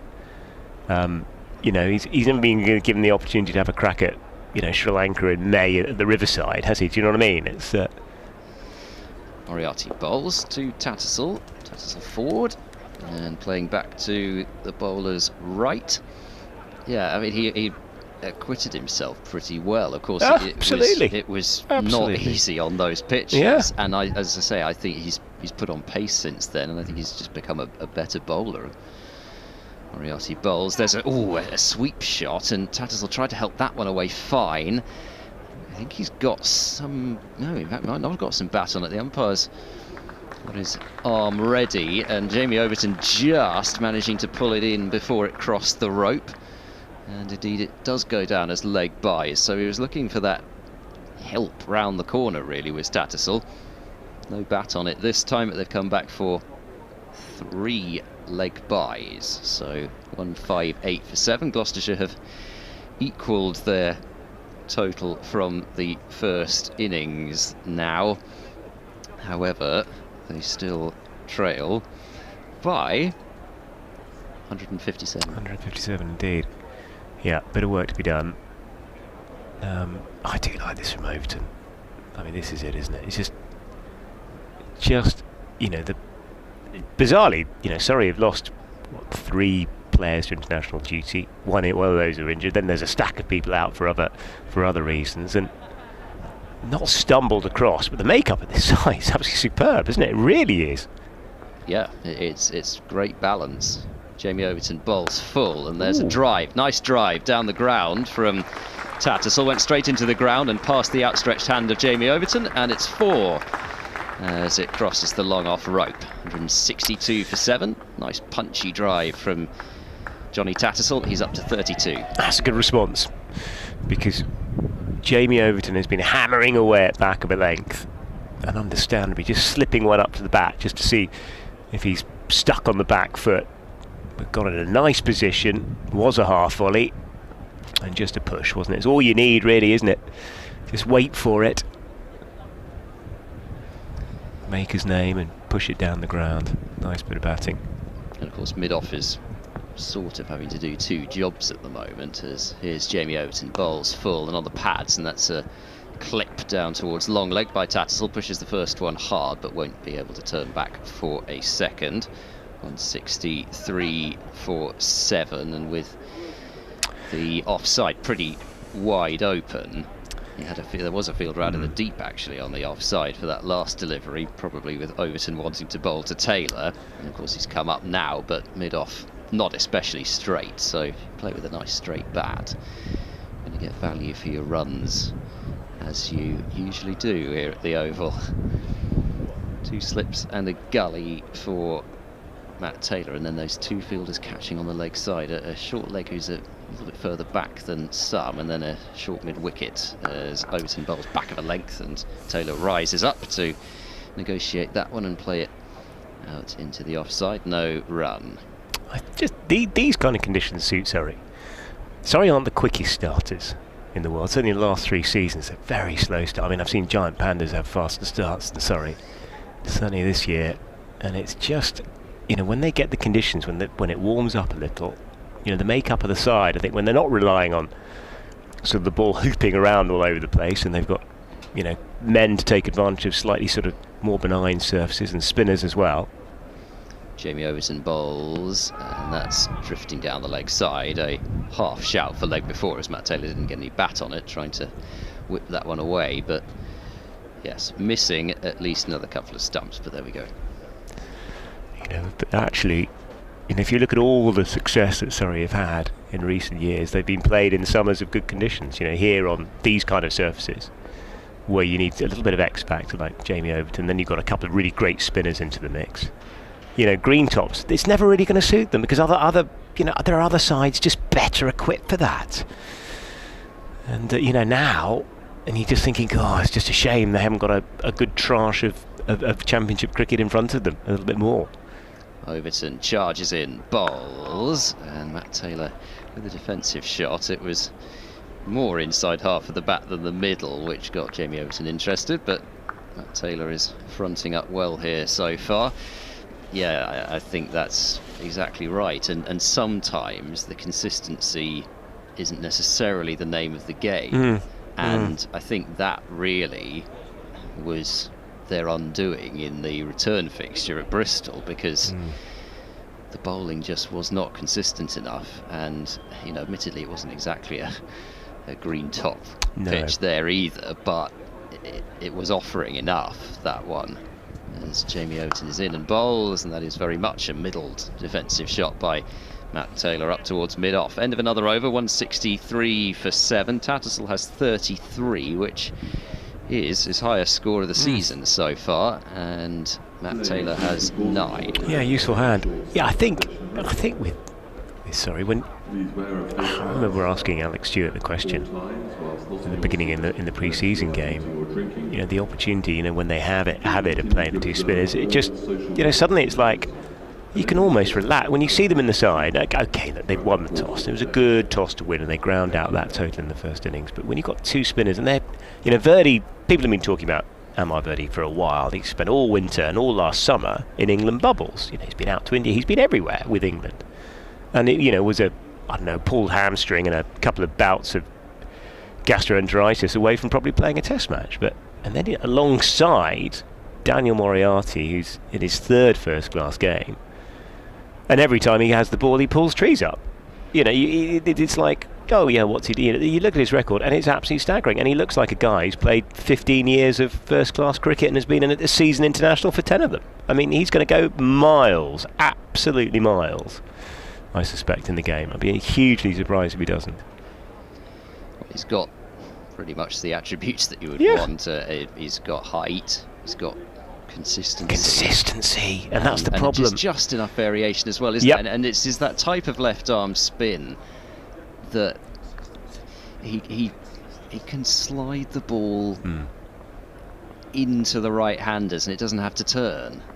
And that's down the leg side, right on cue, down the leg side. And what's that come off? Nothing. So fired past Jamie Smith for 4 byes. Third time he's been leg side in the last couple of overs now, but 4 byes, 167 for 7. Tattersall just could not quite get a little bit of bat on it, which would be annoyed by, because there were 4 runs for the taking for his own personal tally there. I mean, Jack Leach is an exceptional cricketer. One of the problems he has is that he leaks runs, in my opinion, and that's one of the reasons why England just weren't, you know, I mean, God, Jack Leach was the least of their problems in the winter. Yep. But all the spinners just leaked runs. Moriarty's there, bowls full and straight. Bat and pad close together, but it was bat first. Not good, and just not good enough. Just not good enough, for whatever reason. The off spinners actually were, you know, far more criminal than the left armers. Here is Moriarty. He's there, bowls. A bit more flight, but Tattersall comes forward, negotiates that one up towards mid-on off the front foot. Moriarty's metronomic. For me, he's more of a subcontinental style spinner, as here's Dan Moriarty bowls, and that's another forward defence from Tattersall. In that, there's just that little bit more pace, and as I say, just sliding the ball into the right-handers when it doesn't turn, which is what caused England absolute fits with Axar Patel, and would have done if Jadeja had been playing as well.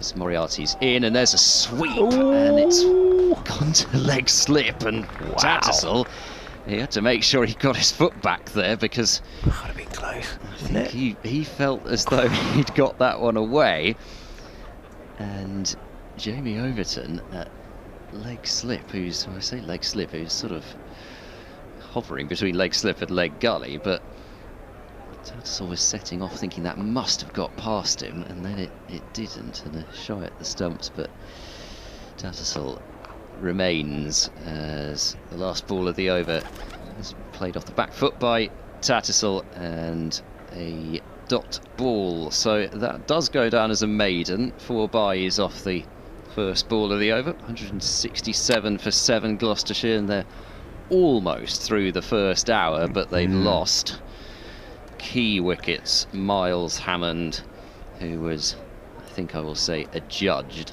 caught behind off the bowling of Moriarty for 45, and then sawn off. Would that be another description? Well, I'll stick with a judge. People know what I mean. Yeah, it didn't look. God knows I'm not out there. He didn't look best pleased, it's safe to say. Well, it's just very hard to see how he could have got bat on it, and certainly wasn't LBW. It wasn't LBW, exactly. Tom Smith, no arguments with his, really. Yeah, that was just Overton being Overton, and that's this side is a sun out. This Surrey team comes to life with the kind of the makeup and the blend of the attack available. So Verdi into the attack. Jamie Overton, 13 overs, 2 maidens, 2 for 36. Very tidy as well. Yeah, it's just not much loose stuff either. Plus runs, it's like, thank you, Jamie. Good stuff. More, please. So Verdi from the Vauxhall end, in and bowls to Matt Taylor, who goes back and drops that one away out into the offside. We haven't had any more clues for a while about who this Surrey batsman, the last to score. Yes, I know. I've the same match. Having been sledged by the back of the box. Understandably, I've kept my mouth quiet. Any more clues then? As that's a good ball from Verdi, and the outside edge was found, but it fell just short of Ricky Clark at slip. Second hour, pitch always comes to life a little, doesn't it? The effects of the preparation that's done overnight and this morning kind of tends to wear off, and it's like, here we go. Sun out as well. Verdi bowls, likes that one, and he's trying to pitch that in that area where there's been prodigious turn. A little bit wider, a little bit further back of a length. That one didn't actually turn masses, but Taylor, I guess because of that, was able to play a good looking forward defence to it. Verdi is in once more. Down the pitch comes Matt Taylor. He's got this one. 1 bounce, 2 bounce, 4 over long on.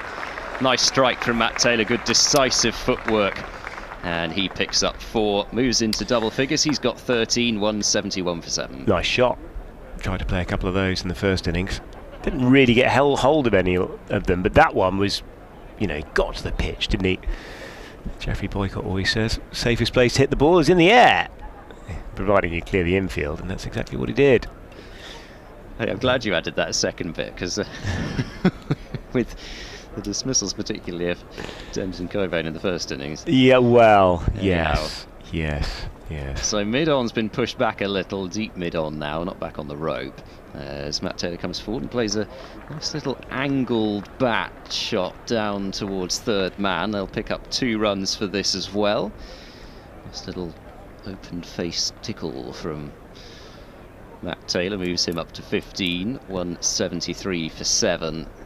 And yeah, he's got some of his brother's ball striking ability, does Matt Taylor, and he can certainly hit a long ball when he wants to. As Verdi is in, bowls to him, and he's not hitting this one very far because it's a good ball, but he has played it well off the back foot and nudged it out towards short leg. 60 overs have been bowled in this Gloucestershire second innings, 173 for 7, still trail by 142, and it's time for a change. After a couple of words from Johnny Barron, it'll be Mark Church. Thanks, Ed. Yeah, this partnership worth 34, and actually it's been built up quite sensibly. But again, an impressive effort from Surrey with the ball here this morning. Just chipping away, a couple of wickets in the first hour. The first hour was very quiet yesterday, so that's a real bonus for Surrey. Second hour, of course, is where all the drama happened yesterday. 6 wickets falling in that time. Here is Moriarty, who's left arm round, who's into the right-handed Tatsul, who's looking to push off the back foot. Plays it pretty well up to Ryan Patel, who's in there at short extra cover. Mark Church, looking resplendent in a powder blue grey combo. Looking quite the picture this morning. He's alongside me. Here is Moriarty again, down the track, and he gets a good piece of that. The Tatsul, does that go all the way? Having a little look now, I think it has done. Yes, it has. Good stuff from Tatsul. Getting to the pitch of the ball, and that went up well towards 1 oval square. Great shot, and he's played very well in this second innings, Johnny Tattersall. On loan for this game, perhaps, but you know, some runs here in this second innings, and put your name down again for Johnny Tattersall. So he's played very well in this second innings. Absolutely, yeah, it's great. I do like the movement of players. Keeps them in the game. Keeps them, you know, very valuable, of course. Kind of cross-division movements. Here is Moriarty again, who's into Tassel, who's just defending. That's the kind of thing, if that was out in the Caribbean, we'd get a huge roar, don't they? They love the forward defence that follows the big 6. Just a gentle hubbub around the ground. Moriarty again. Is in to Tassel, he gets the sweep out. Doesn't get past Jamie Overton, away to his left-hand side. Good bit of fielding, that. Yeah, he's a big man, is Jamie Overton, so he covers a lot of that area he stood in at leg slip. Got good hands as well. Moriarty, short leg, Will Jacks. Overton round the corner, Moriarty in again to Tassel, who's just working away through mid-wicket. Sam Alverdi will run round at mid-on, and they'll get through for a comfortable single. Score up to 180 for 7, partnership 41, and a really important one for the away side. Yeah, and just keeping Surrey out there at the moment. Taylor 15, Tattersall 40. There's 2 wickets to go. Hammond for 45 and Smith for 1. So those are the 2 to go today. Of course, still trailing by 135, Gloucestershire. Well, to make Surrey bat again would be an incredible performance from here. Lots of cricket left in the day. Still 80 overs on the board. A lot of time to go. Mark Stoneman is now at back with 3 men in front of the bat. Here is Moriarty to Tassel, who's defending. To one of them on the offside. End of the over. 180 for 7, partnership 41.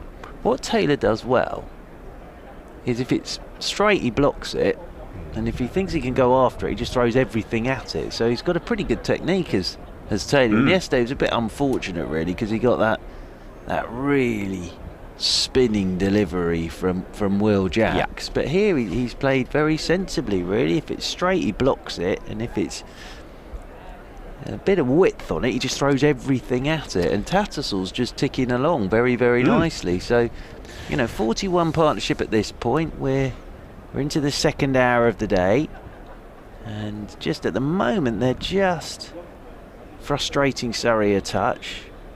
Nico Riefer is out there now. He's gone down to mid-off, deepish mid-off. Yeah, that's where the ball was lumped by Taylor last time, but Tatterstall, of course, has gone down the ground as well in the previous over.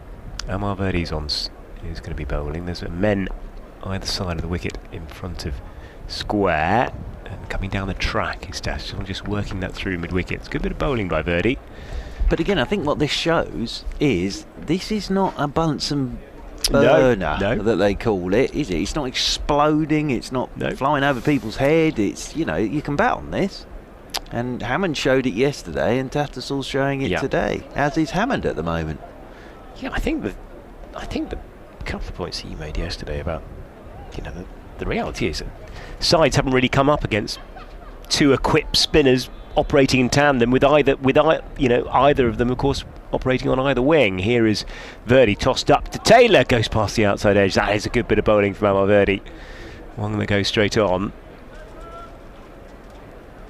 Yeah, very nicely bowled again by Verdi. Yeah, you just don't see it in domestic cricket. Two very good spinners, either end, for over after over after over. Verdi again is in, and again just pushed off the back foot on this occasion by Taylor, out to extra cover. No run there. The kind of a ring field on the leg side, two in front of square, short leg, two kind of short legs, and then there's leg slip as well. Ricky Clark is in there as well at slip. Here is Verdi to Taylor, who's looking to just an exaggerated movement forward. Thought he was going to press and skip down the track, but he didn't, just pushing again away on the leg side. Verdi wouldn't mind him having a go. He's got a field set up for this with the man back at long on. Verdi again. About a 7 or 8 yard run up is in to Taylor, who does get hold of it. I don't think he gets very much of it, and he doesn't. Riefer takes the catch. Terrific bit of work from Verdi. The plan was there for all to see. He's got his man. Taylor goes for 15, and the total is 181 now for 8. Nice moment for Nico Riefer out there for Jamie Overton, and he's just chipped it straight down his throat at long on. So Taylor didn't get hold of that one at all, and Nico Riefer taking a simple catch there, and Amar Verdi has his 3rd wicket of the piece, and nothing wrong with that from Taylor, really. As I say, what he was doing was, if he thought he could get after it, he was getting after it, and that's exactly probably the right way for him to go about it, and he was doing it pretty well. But that one he just didn't get hold of, and sort of the bat twisted in his hand a touch, and it was more sort of the inside edge, I would have thought, of the bat. And Riefer, very simple catch out there for Jamie Overton at the moment. So nice that Nico Riefer's in the game, and 181 for 8. Yeah, terrific stuff. This from Surrey, just chipped away this morning. Talk of a kind of lunchtime conclusion. Well advanced now. David Payne, the next man in. Tattersall there on 41. He'll be eyeing up a score, won't he? David Payne will probably be briefed to stick around. But yeah, this has been a really, really good, nuggety all-round performance by Surrey. One of the most satisfying performances I can think of since the championship win of 2018. Yeah, well, other than the win against Hampshire this season, which in different conditions, that was blueprint of how to do it when the ball's swinging.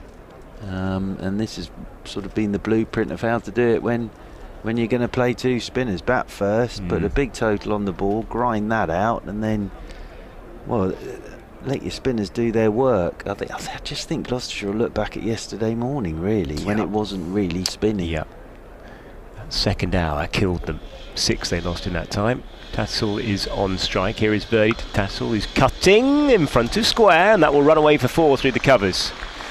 Lent back, bit of width offered, and dispatched.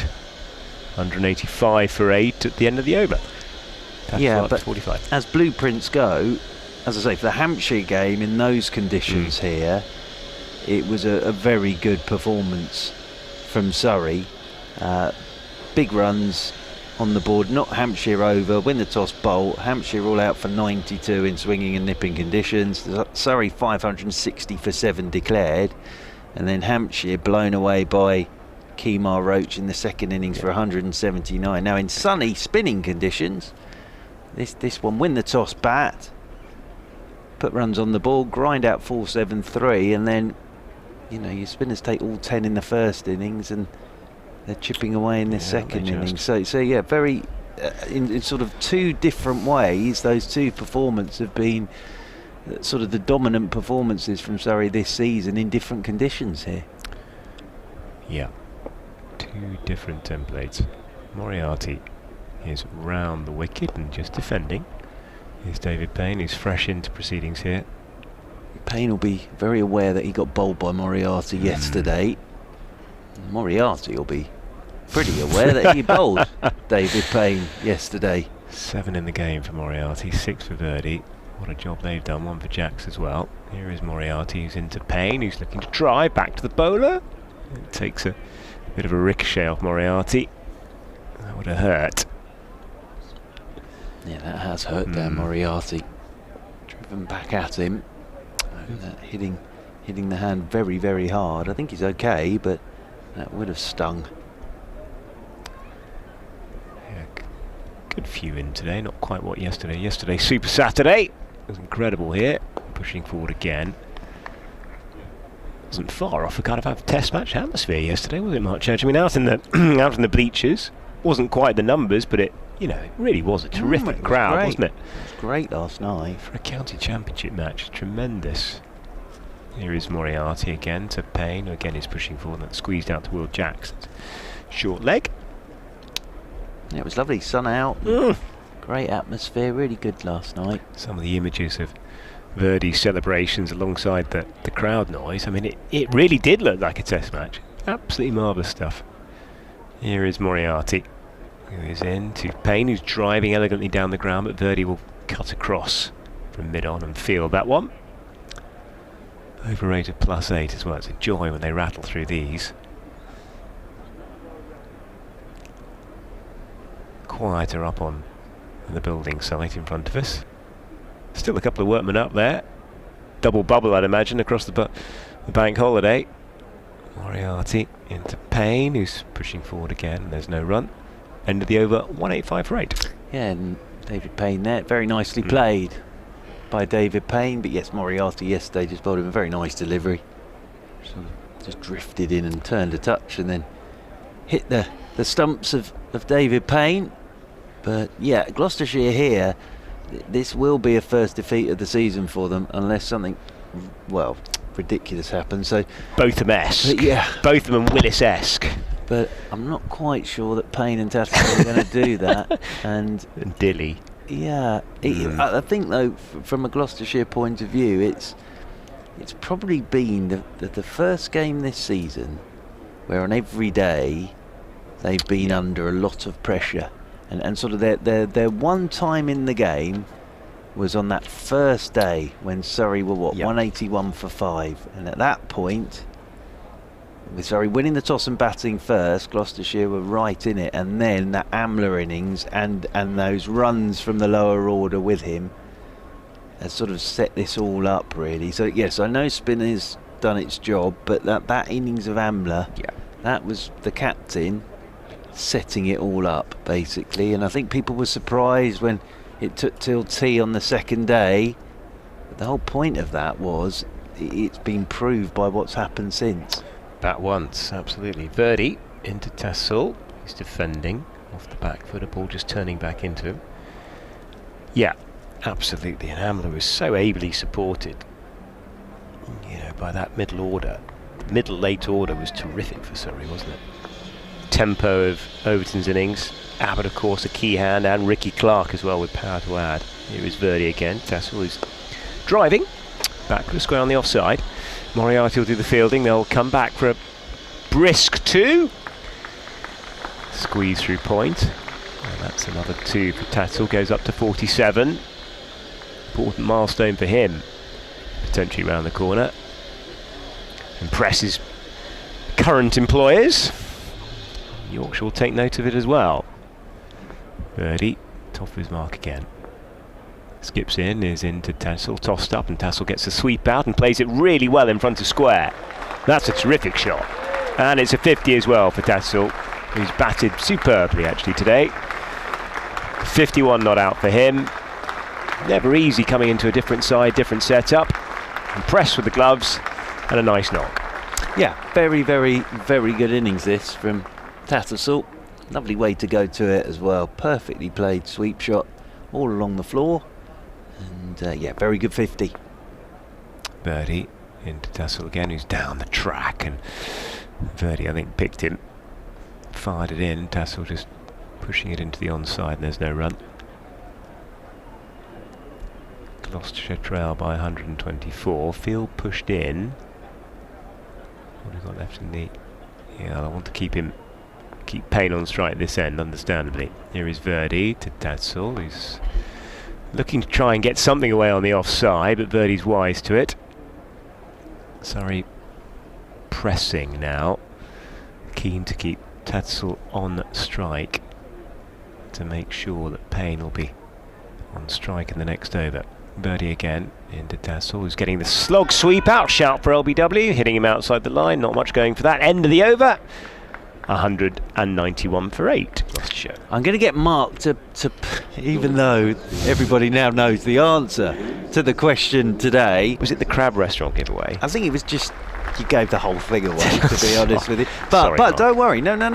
Do not worry. So I was just excited that I thought I knew it. Who was the last Surrey batsman to score 100 in both innings of a match? I'll leave it out there for another over. Oh no, there we are. This is going really well. Kumar Sangakkara it was. Kumar Sangakkara at Lords in 2017. But I think we all knew that around about 45 minutes ago. Sorry about that. No, that's all right. No, don't worry. Moriarty from the pavilion end is into Payne, who's just pushing the ball back to the bowler off the front foot. Yes, God, what a privilege it was to watch him. Extraordinary record. A wonderful cricketer Surrey had the pleasure of. Here is Moriarty into Payne, who's launching it up the ground, but only as far as Verdi on the bounce. At mid-on. Because Aaron Harranath did it at Guildford. Of course, after good. Rory Burns. Oh, that's encouraging. So yes, I guess I did get that right, even if it wasn't the last one. I thought he did. That wasn't the answer. No, I know. Here is Moriarty again pushing out on the offside as Payne. Squeezed backward point where Mark Stoneman will field. So in quizzing terms, you didn't actually get it right. No, I know, absolutely not. That wasn't the answer. No, in quizzing terms, that wouldn't have been correct.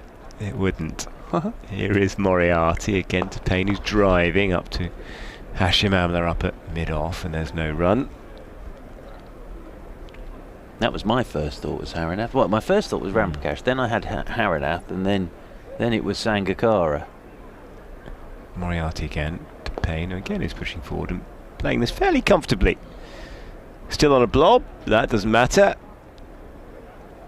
But again, this morning, nothing's No? spat, nothing's really turned prodigiously.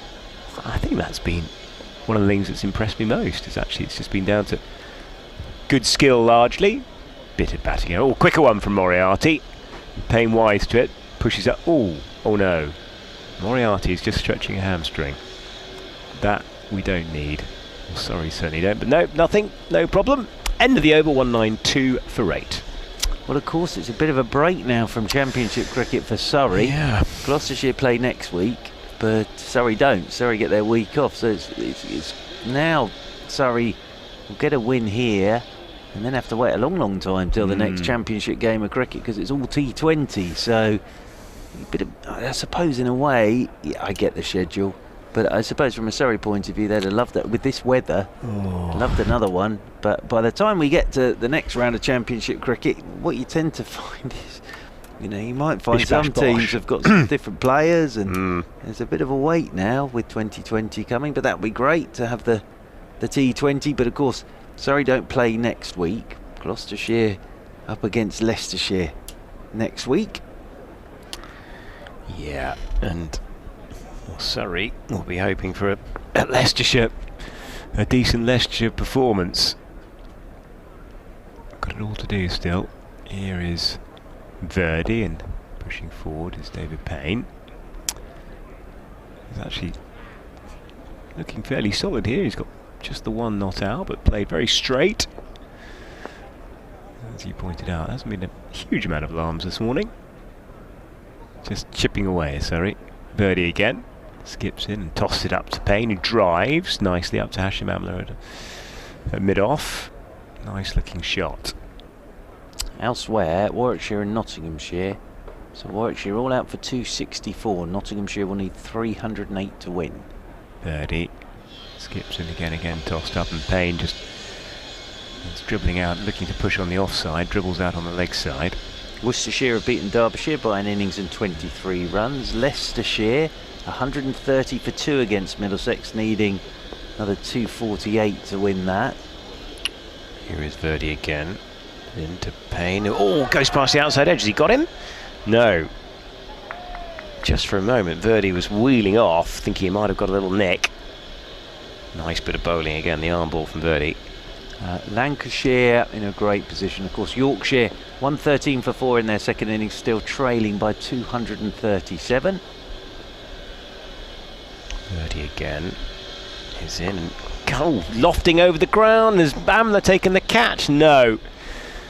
Funny looking shot. Amla diving away to his right hand side. Just gave himself a little bit of room, did Payne, trying to clear that front leg, and spooned it up to mid off, but Amla couldn't quite get there.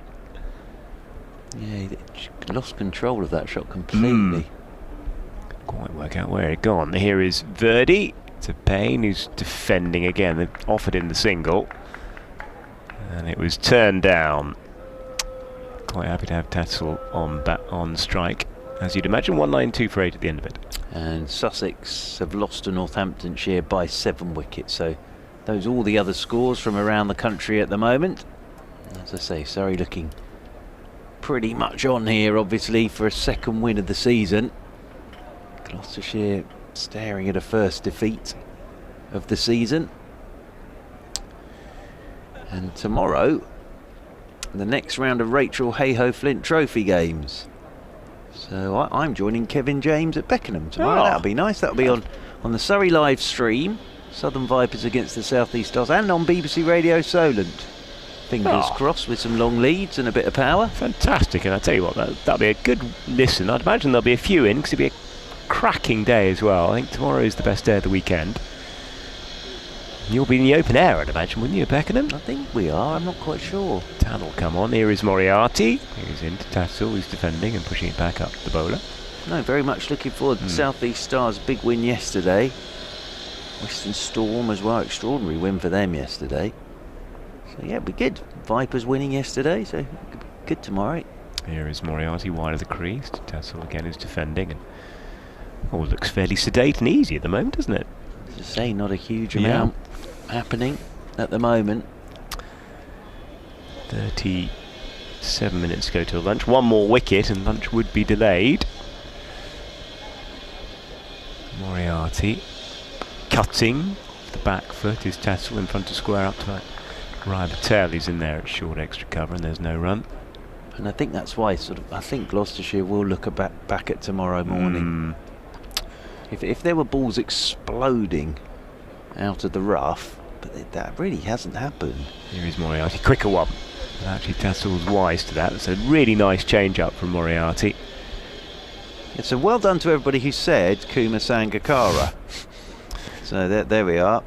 Apologies if the crab shot giveaway was a big one. Here is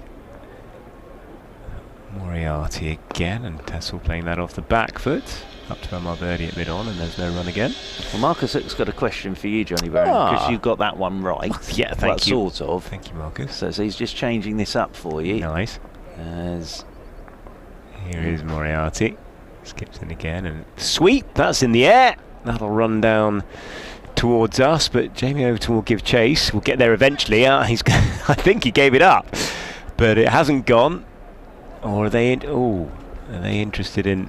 It's at the end of the over. No, he's trying to let it go for 4 so that Payne's on strike. That's what he's doing there, so Jamie it is Overton. 4.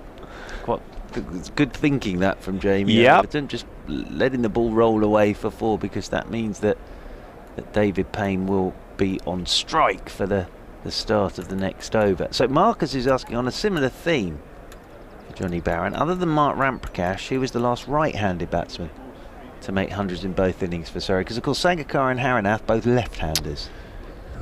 There you are. You can think about that one. Lord. Yes. Can I have an era, Marcus? Can you give me an era? Is he allowed clues, Marcus? I don't know. I mean, was I likely to be knocking about in that period? Not that it matters, of course. There was life before I started commentating, apparently. Here is Birdie, and that's pushed out on the offside by David Payne. A lot of life. David Payne is on 1. Birdie will get the whole over potentially against him. 2 men under the lids there, and Payne looking to cut through extra cover. That's a lovely looking shot. Now will run away through extra cover. Gave himself a little bit of room inside out. Through extra cover, 4 runs to David Payne. He goes up to 5, and that's the 200 up. 200 for 8. Yeah, nice way to bring it up as well. Just jumped onto the back foot, David Payne, and even with it turning a little bit at him, just played it very, very forcefully through the offside and away for 4.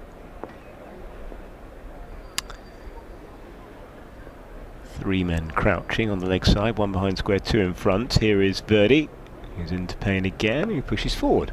Ball of full length. Yes, so who's the last? I'm struggling to think, because Haranath and Burns, I remember those 2. Sangakkara, shock horror I got that right. Who's the last one after that? Birdie again. He's into Payne. Fired into Payne, who digs it out. Mark Stonewall Field. Gorgeous day here. Wow, bank holiday. Said it was lively by the river last night, Mark Church. Lovely scenes up Richmond Way. Buskers and people out having a drink. Pushing forward again is David Payne. That dribbles out on the offside. Backward a square and no run.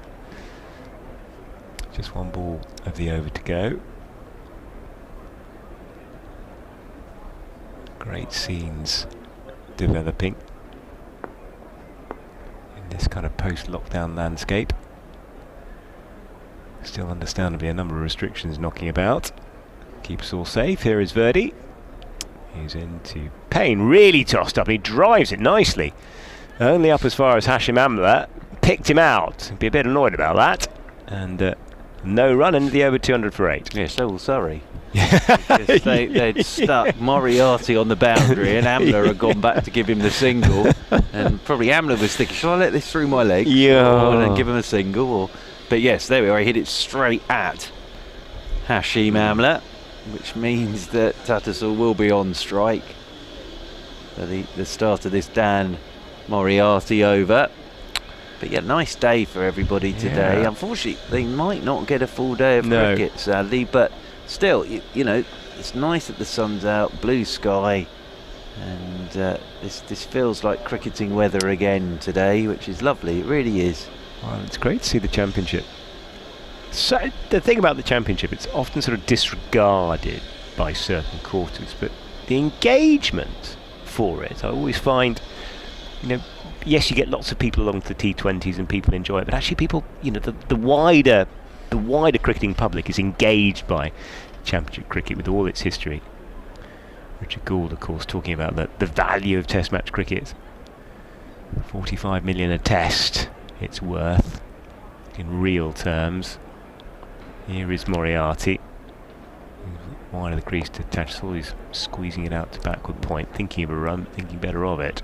I think as well, the fact that people haven't been able to come to games has meant they've been watching on the live streams, and now they can get to games, which is great, but I think more people will come. Yeah, absolutely. Moriarty again, and again just played nicely on the back foot by Tassel into the covers. There'll be a single. Well, I mean, I can't think of a championship crowd like we had yesterday here.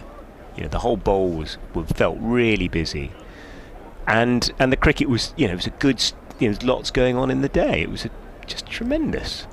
You see, of course, you know, when you see it out grounds and some of the smaller county grounds, they do get tremendous crowds, but this is, you know, 28,000 capacity to make it. Well, this busy. game was meant to be at Guildford, remember, and then of course when the sort of the changes for lockdown came, very sensibly switched it back here to get more people in. Absolutely. Here is Moriarty into Payne. He's clipping it away through mid-wicket. That will run away for 4, I suspect. Verdi will give chase and doesn't make it. It's a nice shot again by Payne, who can bat. He's played some beautiful shots, a couple of lovely shots in his 9 thus far. 205 for 8.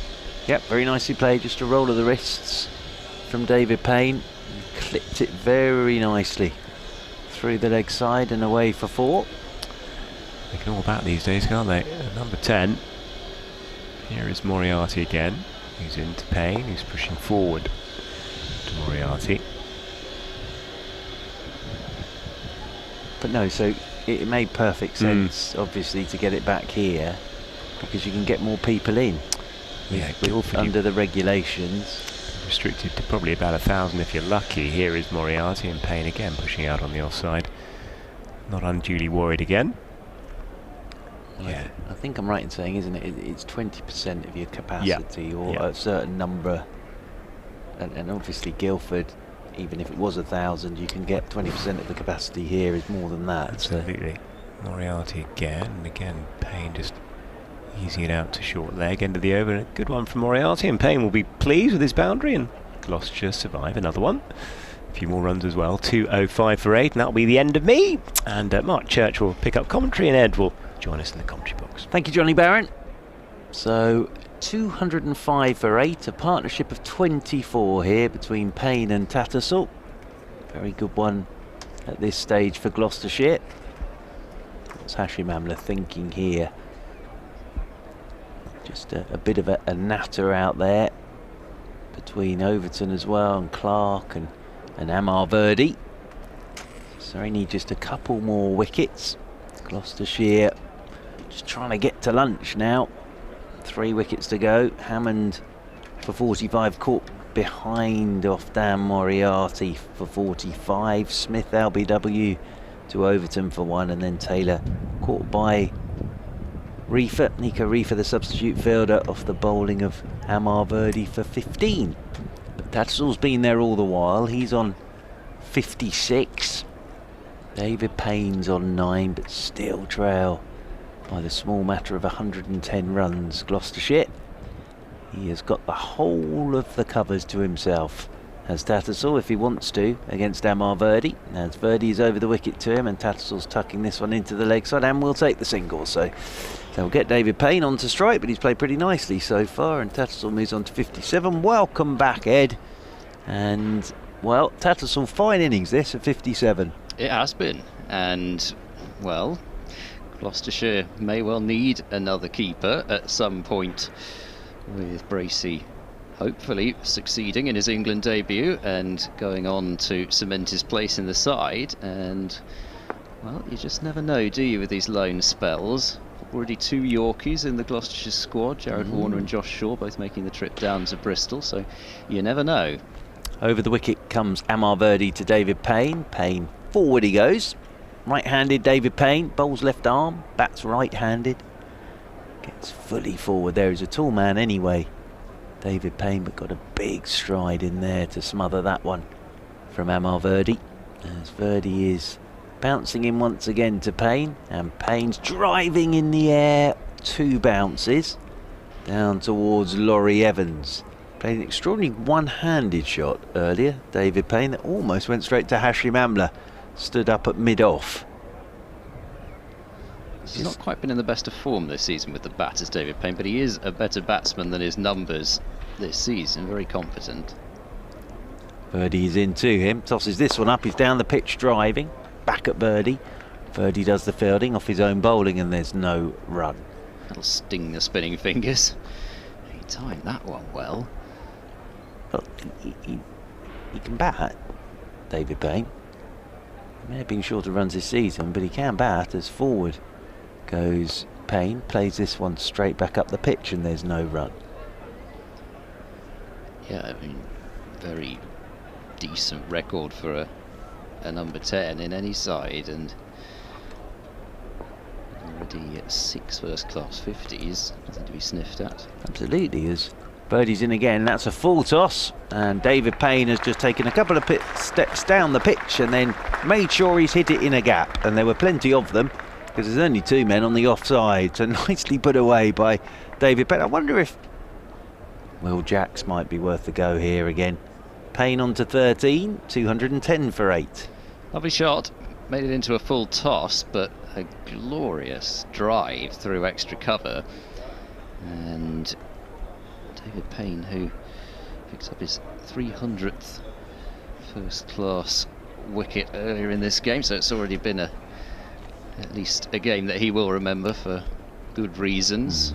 Absolutely. He can give himself another good reason to remember it by, but yeah, an average of 19.5 is very respectable, and it actually maybe shows you the improvement that Matt Taylor's made in his batting, that he comes in ahead of David Payne now, but you know, he can hang around. Well, I think if you sort of just come to the ground now and you sat down and you were watching, you think, well, this guy knows how to bat, with the way that David Payne's played this innings so far of 19. Obviously Tattersall's look very good. So we are going to get that change. Will Jacks is coming into the attack from the pavilion end. So we saw him from the Vauxhall end. We're now going to see him from the pavilion end. Will Jacks, as Hashim Amla wanders across to have a word with him. I did actually wonder whether we might see him again from the Vauxhall end. I wasn't expecting him to come on for the pavilion end, but it sort of makes sense, doesn't it?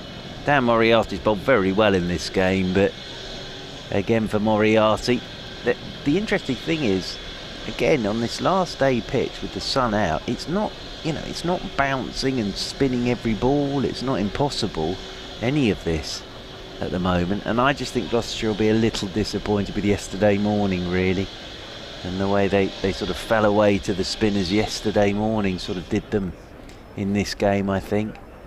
As Will Jacks with his off breaks coming in over the wicket to Tattersall, and Tattersall drives nicely up towards mid-off, and there is Amla. He'll take a single. Tattersall moves on to 58, 211 for 8. They have just been so much more decisive about what they've done. They've used their feet a bit, but just in terms of the footwork, even in defence today, they've been, all of the batsmen really, apart from Tom Smith, who didn't have much time out there. He got a very good ball from Jamie Overton, but they've all just, but against the spinners, which was the key for that first innings collapse, they've just been that bit more decisive and more confident. But you don't get dress rehearsals, unfortunately, in this game.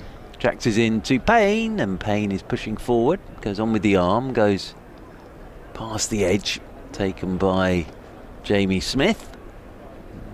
That first class wicket yesterday for him, Will Jacks, that of Matt Taylor, as Jacks is in again.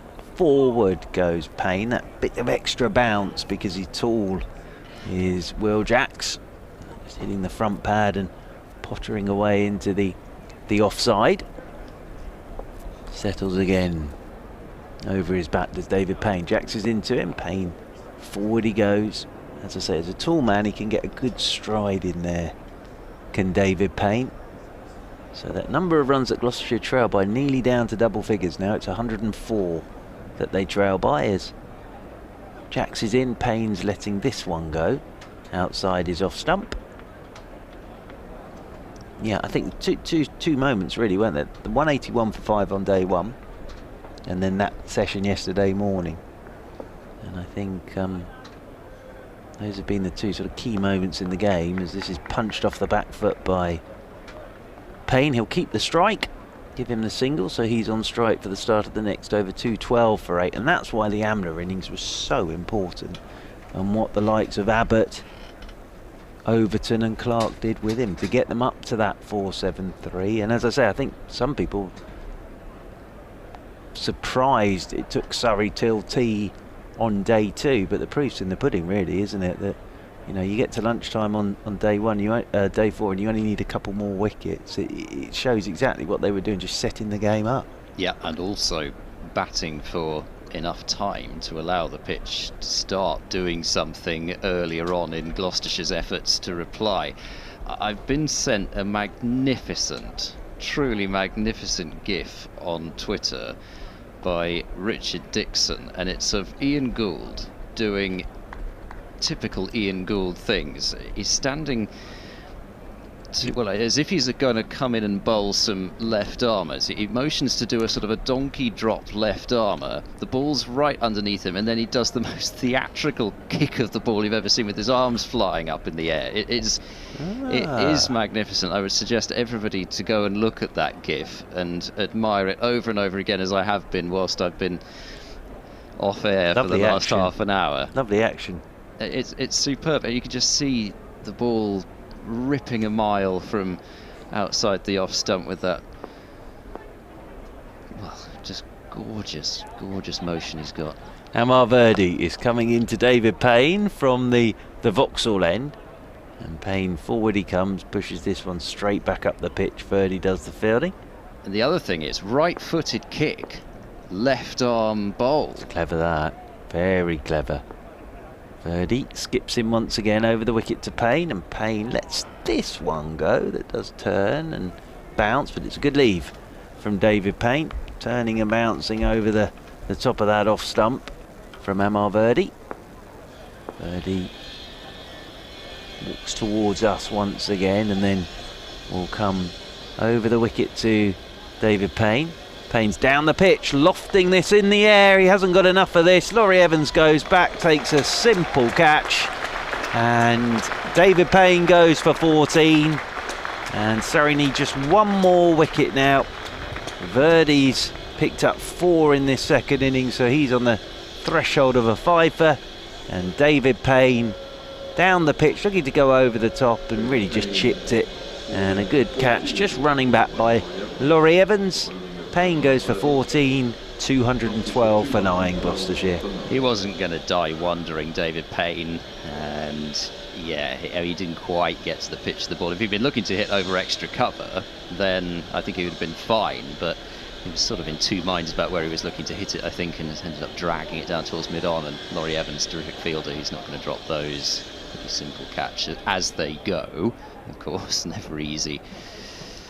So those of us not blessed with any talent at all, so I'd have ended up nicely. I'd have ended up sat down there if I was Laurie Evans, back pedalling, and landed between my feet, I would have thought. But out comes Daniel Worrell. Now, how will he go about this?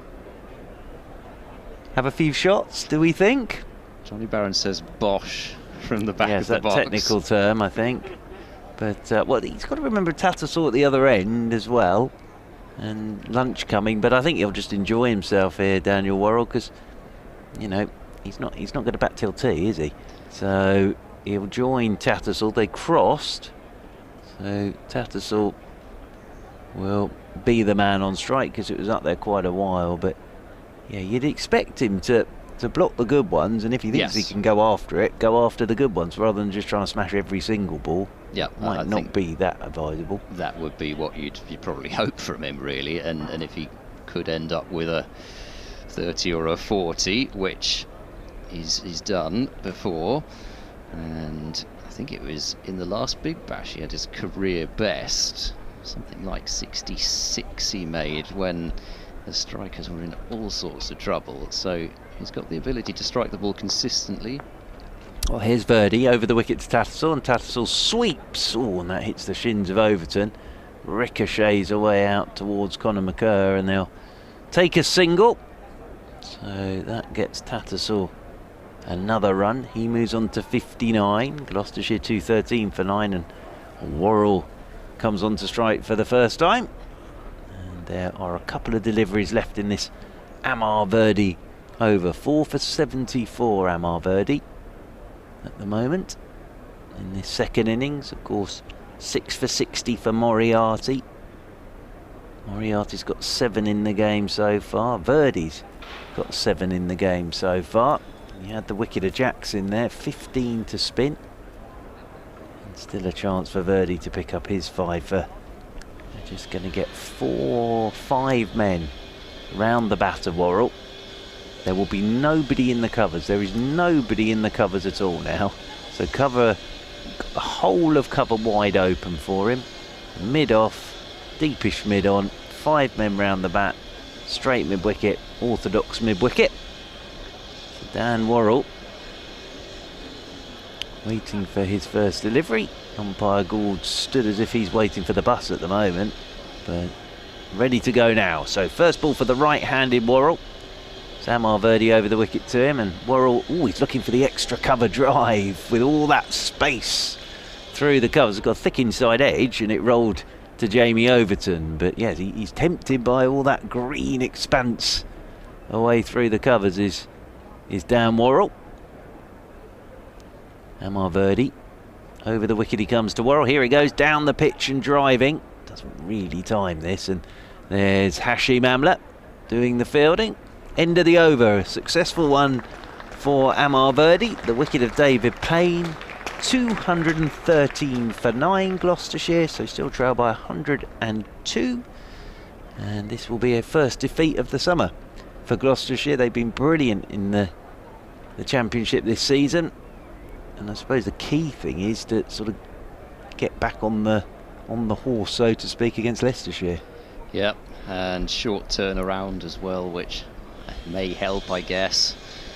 But yeah, it will be a case, I suspect, of obviously learning the lessons from this, but at the same time, like you say, just moving on to Leicestershire next week. Different test, different surface, probably different attack. So yeah.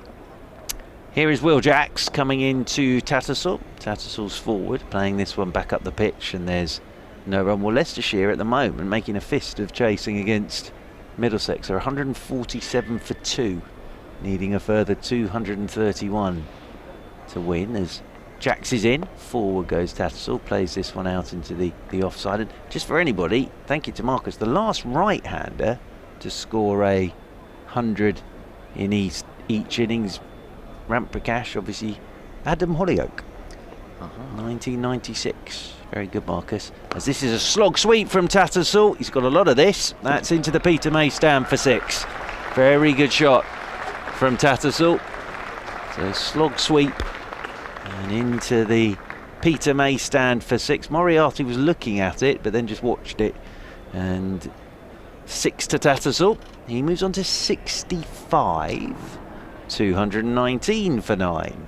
Very quick hands once again from Tattersall. It's all in the, I guess, the hand speed generating the speed of the bat, and yeah, got plenty of it.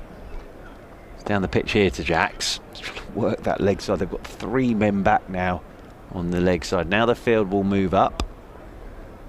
Try and keep Worrell on strike for Amar Verdi in the next over. He's played very well in this second innings.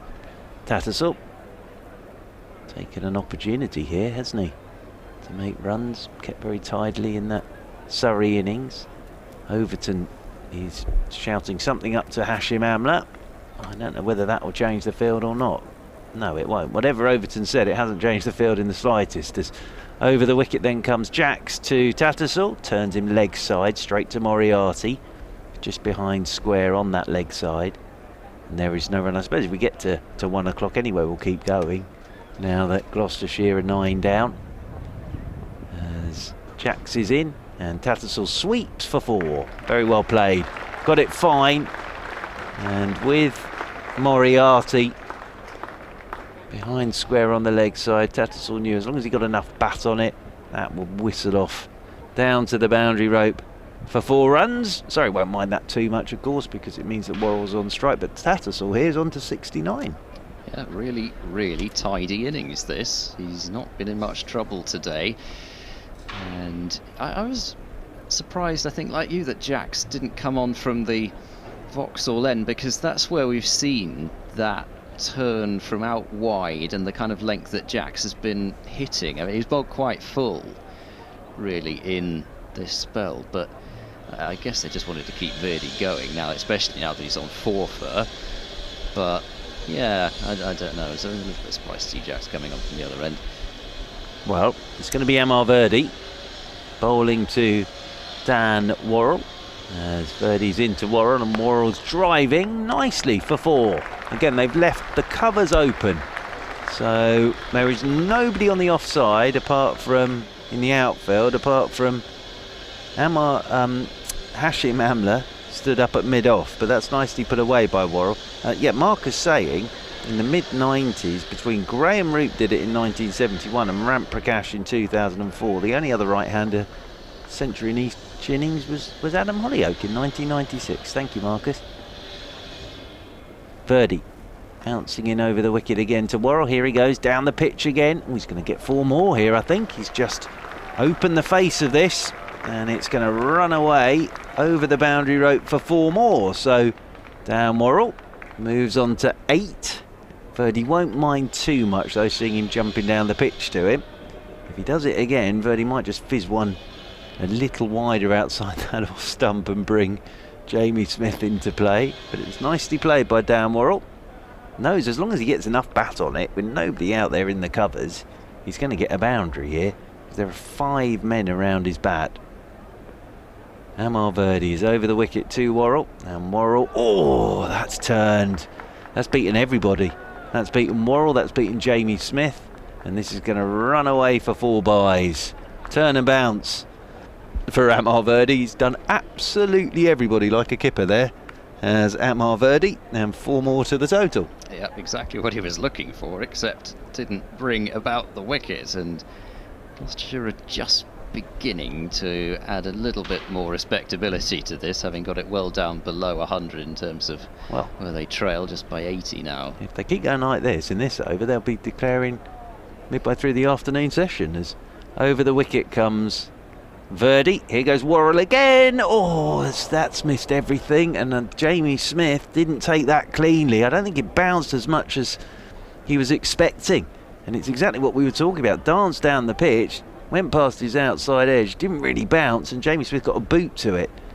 So I don't think you can really almost technically put that down as a chance, because he didn't even get a glove on that, Jamie Smith, as Verdi is in, and Worrell pushes this one down into the leg side. That's Ryan Patel in there doing the retrieval work at short leg. And now Conor McCurr goes out to deep mid-wicket. Amla pushes himself back at mid-off. Verdi is in, and Worrell is pulling toe end of the bat. I think short leg probably thought, oh gosh, this could be it, but he didn't really hit it. It just toe end of the bat, rolls straight to Stoneman, but Tattersall will keep the strike. And Gloucestershire 235 for 9, so just 1 more wicket needed by Surrey, and Gloucestershire still trail by 80.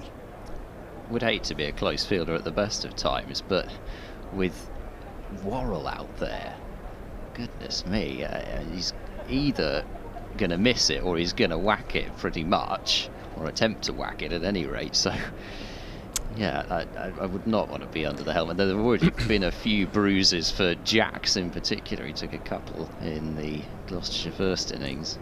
Well, I think if Tattersall wants a single, they're on offer now, as Will Jax from the pavilion end is into him, and he will take the single. He could get 2 here. He's placed that very nicely, but actually Worrell never really got going for the first run. So Worrell will be on strike. Tattersall moves on to 70. This gives Will Jax an opportunity here to bowl at Dan Worrell. And here come the close catches. So it looks like there'll be 4. They'll have a deep mid-wicket as well for the slog sweep. So off goes Mark Stoneman out towards deep mid-wicket. Oh no, they're not going to have 4. They're going to have 3 round the bat. Short leg, leg slip, and then he's going to have a close catcher at mid-wicket, and then the deep mid-wicket as well. As I say, that's for the mistimed slog sweep out there. Deep mid-wicket. Again, Worrell might be tempted to have a drive here through the covers, but we did see Jack's obviously getting big turn from this Vauxhall end as Jax is in, and Worrell turns leg side, takes a single, plays it very nicely, and takes a single, and that takes Dan Worrell on to 9, 237 for 9. He is no mug by any stretch. I mean, he wouldn't be batting 11 in every line, but I guess as an illustration, he probably wouldn't be batting 11 for Surrey. So he's got, he's got a decent eye. Over the wicket once again comes Jax to Tattersall. That's beaten the outside edge. Nicely bowled, taken by Jamie Smith. Yeah, I think though in these situations, he's going to be so tempted when it gets up above his eye line to try and slot it out of the Kia Oval. As Jax is into Tattersall, sweeping top edge, up and over the top of leg slip, down towards Dan Moriarty, and they're going to come back for 2 more. So 2 more to the total, 2 more to Tattersall. Tattersall moves on to 72, 239 for 9. I'd love to know what Tattersall's thinking in terms of, I'm sure he's just going to keep batting, but at the same time, if he could step back and you asked him, are you just happy with a 70 odd not out? Because if he gets into the 80s, then all of a sudden it gets things interesting. change. Yep, and Worrell's job changes as well. As Jax over the wicket, he comes to Tattersall, and Tattersall gets a short one. He's going to pull it for 4. And this will be the other thing. It's because of the way Surrey are going about this, there are gaps in the field for him. And if he, off the last ball of the over, if he puts it anywhere near the boundary, Surrey are going to let it go over the rope so that Worrell's on strike. So he's now on to 76, Tattersall. And it's 243 for 9, and Gloucestershire trail by 72. I don't think Surrey want to bring back a seamer at this point either. Really wanting one of the spinners to do the job. Final ball of the over. Can he find a single? No, he's going to get another boundary because he's slog sweeping. And as I say, Surrey won't mind that at the moment because it keeps Worrell on strike. But for Tattersall, now he's on to 80. So it all slightly changes this at the moment for Tattersall. 80 not out, 247 for 9, Ed. Yeah, Gloucestershire are indeed showing some fight here, and it is Tattersall who may only be playing 1 game for them, possibly 2, but we shall see on that front. But at the very least, they are taking the 2 off spinners to town a little bit here. It won't last all day, but at the same time, at least it's giving Gloucestershire fans some cheer. Absolutely. And Tattersall, 80 not out now, played very well as Verdi coming in over the wicket to Worrell, and Worrell drives back up the pitch. Verdi does the fielding off his own bowling, and there's no run again. There's nobody in the covers at all. And there are 5 men around his bat. And now Overton's one of those 5s disappearing, so he's going to, I think Overton wants 2 in at mid-wicket, he's saying, to catching to Verdi. So yeah, he's got Stoneman now and Overton, has Verdi catching at mid-wicket. In case Worrell just, with the turn, flicks it into the leg side. So 2 men catching in there, plus Worrell's got rid of that short leg now, so he's got a bit of space. As over the wicket goes Verdi to him, and Worrell drives just over the top of Hashim Amla at mid-off. Tossed it up again, did Amar Verdi, and Dan Worrell got enough on that to get it up and over the top of Hashim Amla, stood up there at mid-off, and that runs away for 4. Worrell moves on to 13. 250 comes up for Gloucestershire, 251 for 9. They're trailing now by just the 64 runs, and Laurie Evans is going to drop himself out to short extra cover. Will he lay back and play a little late cut here, Dan Worrell? As Amar Verdi is into him. No, he's just forward very studiously and playing this one nicely, gently out into the offside, and there is no run. 3 balls to go of this over. Trail still by 64, Gloucestershire, as Verdi is over the wicket. Here goes Worrell again, and he's slapping this one up and over the top of Hashim Amla, and 1 bounce and away for 4. It was over the top of Amar Verdi as well. and Hashim Amla, and away for 4. So Worrell's on to 17. This partnership's worth 43 now. 255 for 9. Gloucestershire. Been a funny old passage of play. As over the wicket once more comes Amar Verdi. Worrell's forward, turns this one straight back up the pitch, and there is no run. Now, even though we're ticking round to 1 o'clock, we'll stay out there with them 9 down. Verdi in again, over the wicket to Worrell, and Worrell lets that one just go down the leg side. End of the over, 255 for 9. Fantastically entertaining passage of cricket, and well, it's one of those things, isn't it, unique about 4-day cricket, 5-day cricket, whatever. You can get these just extraordinary passages of play where everybody knows really what's going to happen, but at the moment you've got 2 players out there who all of a sudden appear to be batting on a completely different pitch from the one that's been used the last couple of days, and yeah, and Surrey may be forced to make a change soon. Yeah, they might. Well, they have, because Moriarty, and there we are, the announcement of the extra half hour has been taken. So Moriarty back into the attack now. Change of bowling at the pavilion. Yep, and there's the announcement round the ground that it is a change of bowling at the pavilion end. So there's going to be the slip in there. There's going to be just the slip. Again, it's going to just try and get Tattersall off strike, but he's on 80 now, Tattersall, and he's got, you know, there are lots of gaps out there for him now, obviously, because they want to be bowling at down Worrell. Although Worrell is on 17 now. If this went on for another 3 hours, as Moriarty left arm round the wicket to Tattersall, he'll take his single. Well, Tattersall, he'll move on to 81.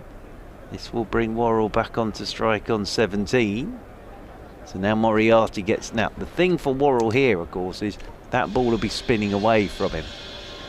So if he does come charging down the pitch, he's got to make sure he gets something on it. Down Worrell.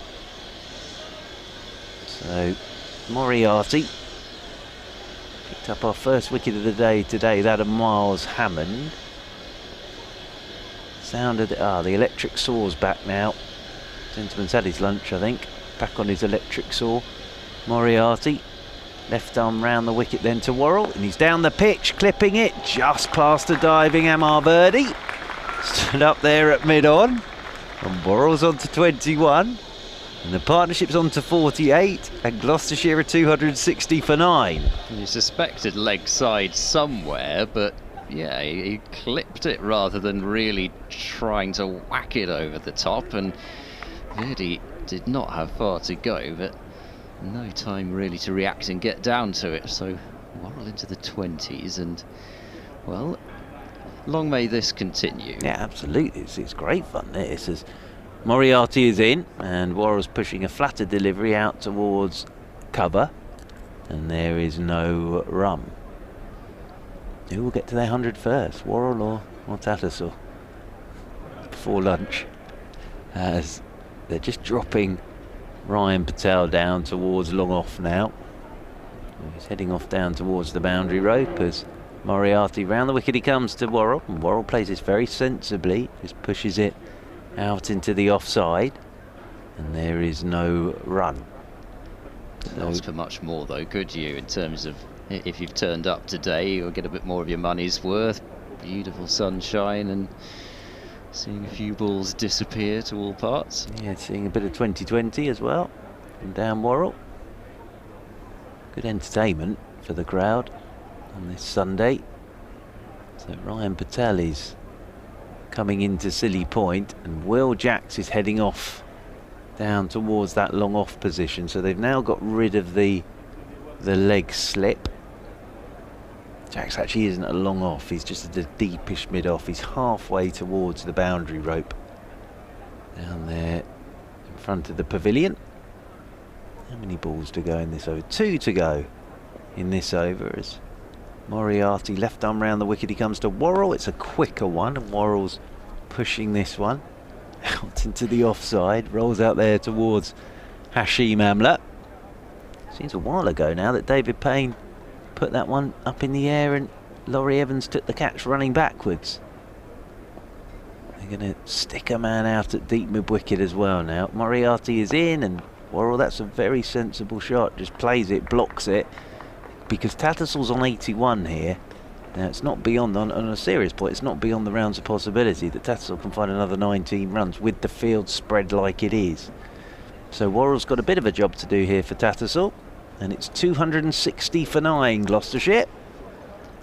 I think it's one of those things where the longer Worrell stays out there, almost the more confident he will be to defend the ball, because he's got his eye in with a few boundaries now, and it's almost, it's got to be a decent for Tattersall, because if Worrell is content to defend the good balls and stick around to those ones, then maybe Tattersall does have the opportunity to add these 19 more runs. Would be terrific to see for him, especially, you know, it's got to have been such a tough time for him not getting the runs, and then out on loan with a youngster in the Yorkshire side now, having scored a half-century against Lancashire in a really tough situation as well. Absolutely. It's all about sort of taking that opportunity when it presents itself to you, which is what he's done here. As Verdi is starting again to Tattersall from the Vauxhall end. Tattersall's turning this one into the leg side, and Ryan Patel gets round to do the fielding. Now, if these two are still there at 1:30, that will be lunch. So that's why we're still out there in the middle at the moment with Gloucestershire 9 down, as Verdi is in to Tattersall, who's sweeping. He's played that shot very well in this innings, out towards deep backward square, and they will get the single as Stoneman, who's got a lovely arm, Mark Stoneman, just rockets that throw straight over the top of the stumps to Jamie Smith. So that will be Worrell on to strike, Tattersall on 82. Now the field moves up. Now it's not the 5 men around the bat of Worrell anymore, because I think they've sort of think possibly their best opportunity here is one that goes straight up in the air when he plays a big shot, Worrell. And they're just leaving Moriarty halfway towards that long on boundary rope. Conor McCur's at a deepish mid-wicket, as here is Verdi then to Worrell. Worrell's forward, that turns, beats the inside edge, and beautifully taken by Jamie Smith. Lovely bit of cricket that really did. He put that a bit wider, turned, beat the inside edge, and beautifully taken by Jamie Smith. Nice piece of bowling that from Amel Verdi. As Verdi is over the wicket once again. Here goes Worrell down the pitch, driving up towards Hashim Amla. He's going to take a quick single here.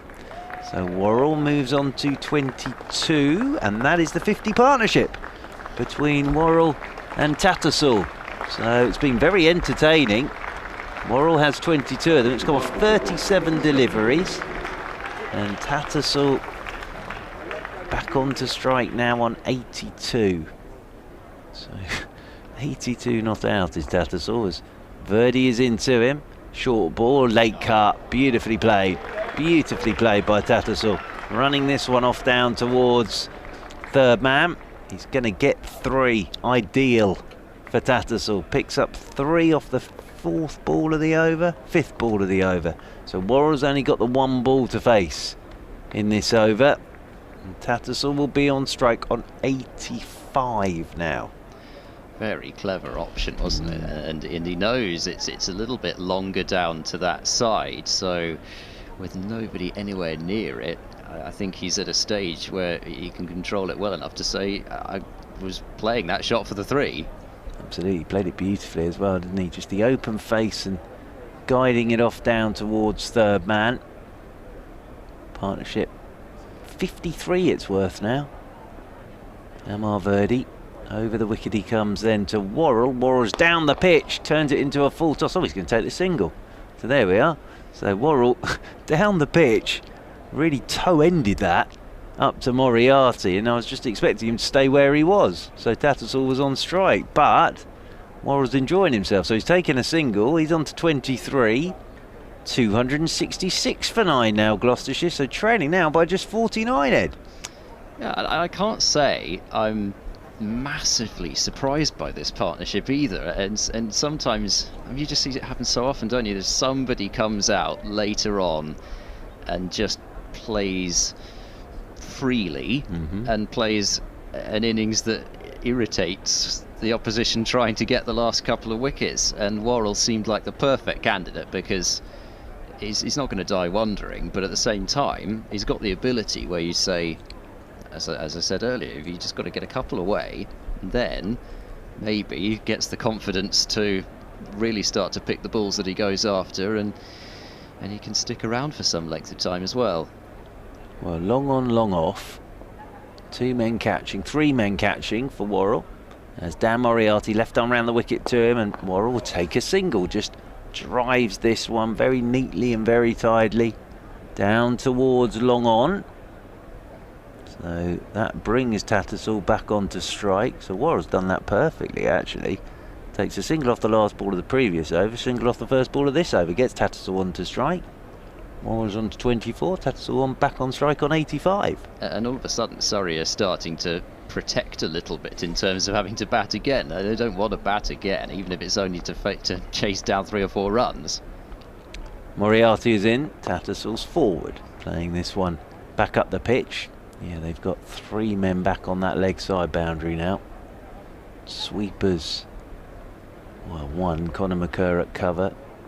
Deep-ish mid-off as left arm around the wicket again goes Moriarty, and Tattersall just turns it into the leg side. Moriarty runs alongside it, sort of saying to Tattersall, if you want to take a single you can. But Tattersall decides against it. It must be in the back of his mind now, Tattersall on 85, with the way the field's spread as well. As Moriarty, round the wicket he goes, tosses this up, yep, he'll take his single now, off the 4th ball of the over, so that gives Worrell a couple to face from Moriarty, and Tattersall moves on to 86 and 268 for 9.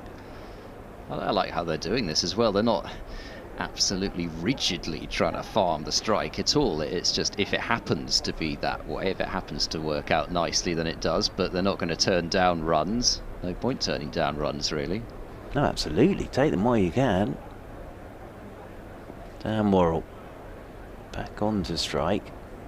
Short leg, silly point and a slip in there as Moriarty's into him. Worrell's forward and is bowled by Dan Moriarty, and that is a victory for Surrey by an innings and 46 runs, and a very fine performance this has been by Surrey. And a word for Tattersall as well, he finishes 86 not out, but Dan Moriarty there, Worrell pushing forward and it beating the defensive push of Worrell, hitting the stumps, and Worrell going for 24, Tattersall 86 not out, and Surrey win by the innings, and Gloucestershire all out for 268. So victory for Surrey, but a first defeat of the summer for Gloucestershire, Ed.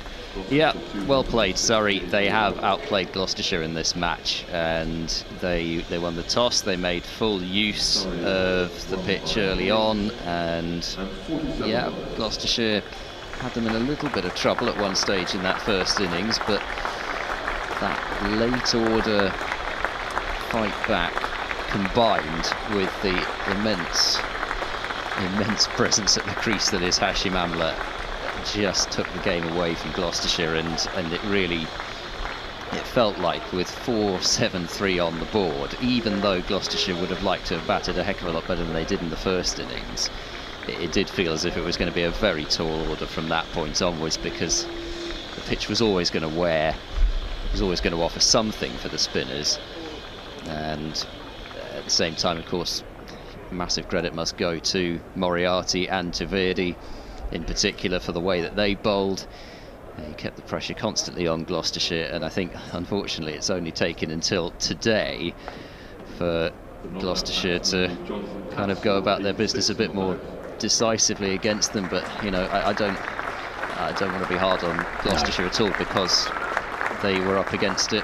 They were up against it for many reasons, but the biggest reason was that Moriarty and Verdi are two very, very good bowlers. Yeah, and I think as well, going back to winning the toss, batting first, and Hashim Amla doing what he did and setting the game up really for his spinners. And as I say, you know, for Gloucestershire, it's the first defeat of the summer, so it's not the end of the world. It's not a disaster for Gloucestershire at all. But I think, sort of as a blueprint again for doing it when the sun's out, that has been a mighty fine performance from Surrey. And Hashim Amla, his first game in charge of Surrey, has a victory. And for Gloucestershire, next up, Leicestershire next week. So that, or this week, yeah, next week. It's Sunday, isn't it? Next week. But that's a big game, isn't it? Yeah, it is. And the table as it stands, Gloucestershire still top, 107 points. Somerset just 3 back, but now, of course, same number of games played. Surrey have jumped up into 3rd, 6 points behind Gloucestershire, although they played a game more.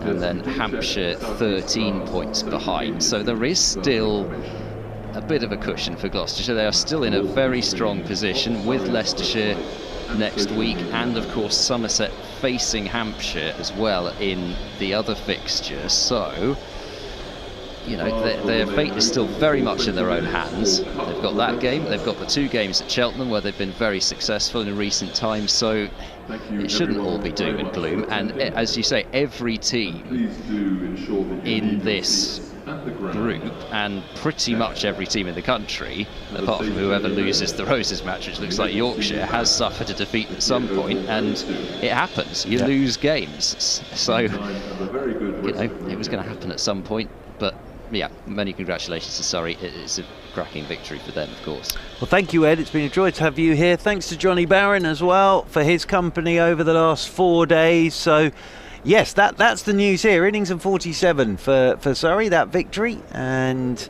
well, it's just been an all-round very good performance from Surrey here over the, 3.5 days in South London. So for Surrey, they don't play this week in the Championship. So next up is their first T20 game for Surrey. But good luck to Gloucestershire against Leicestershire next week. I'll be back tomorrow, as I was saying, with Kevin James from Beckenham for the Surrey Stars against the Southern Vipers. If you fancy a bit of Rachel Hayhoe Flint Trophy action tomorrow on the Surrey live stream and BBC Radio Solent.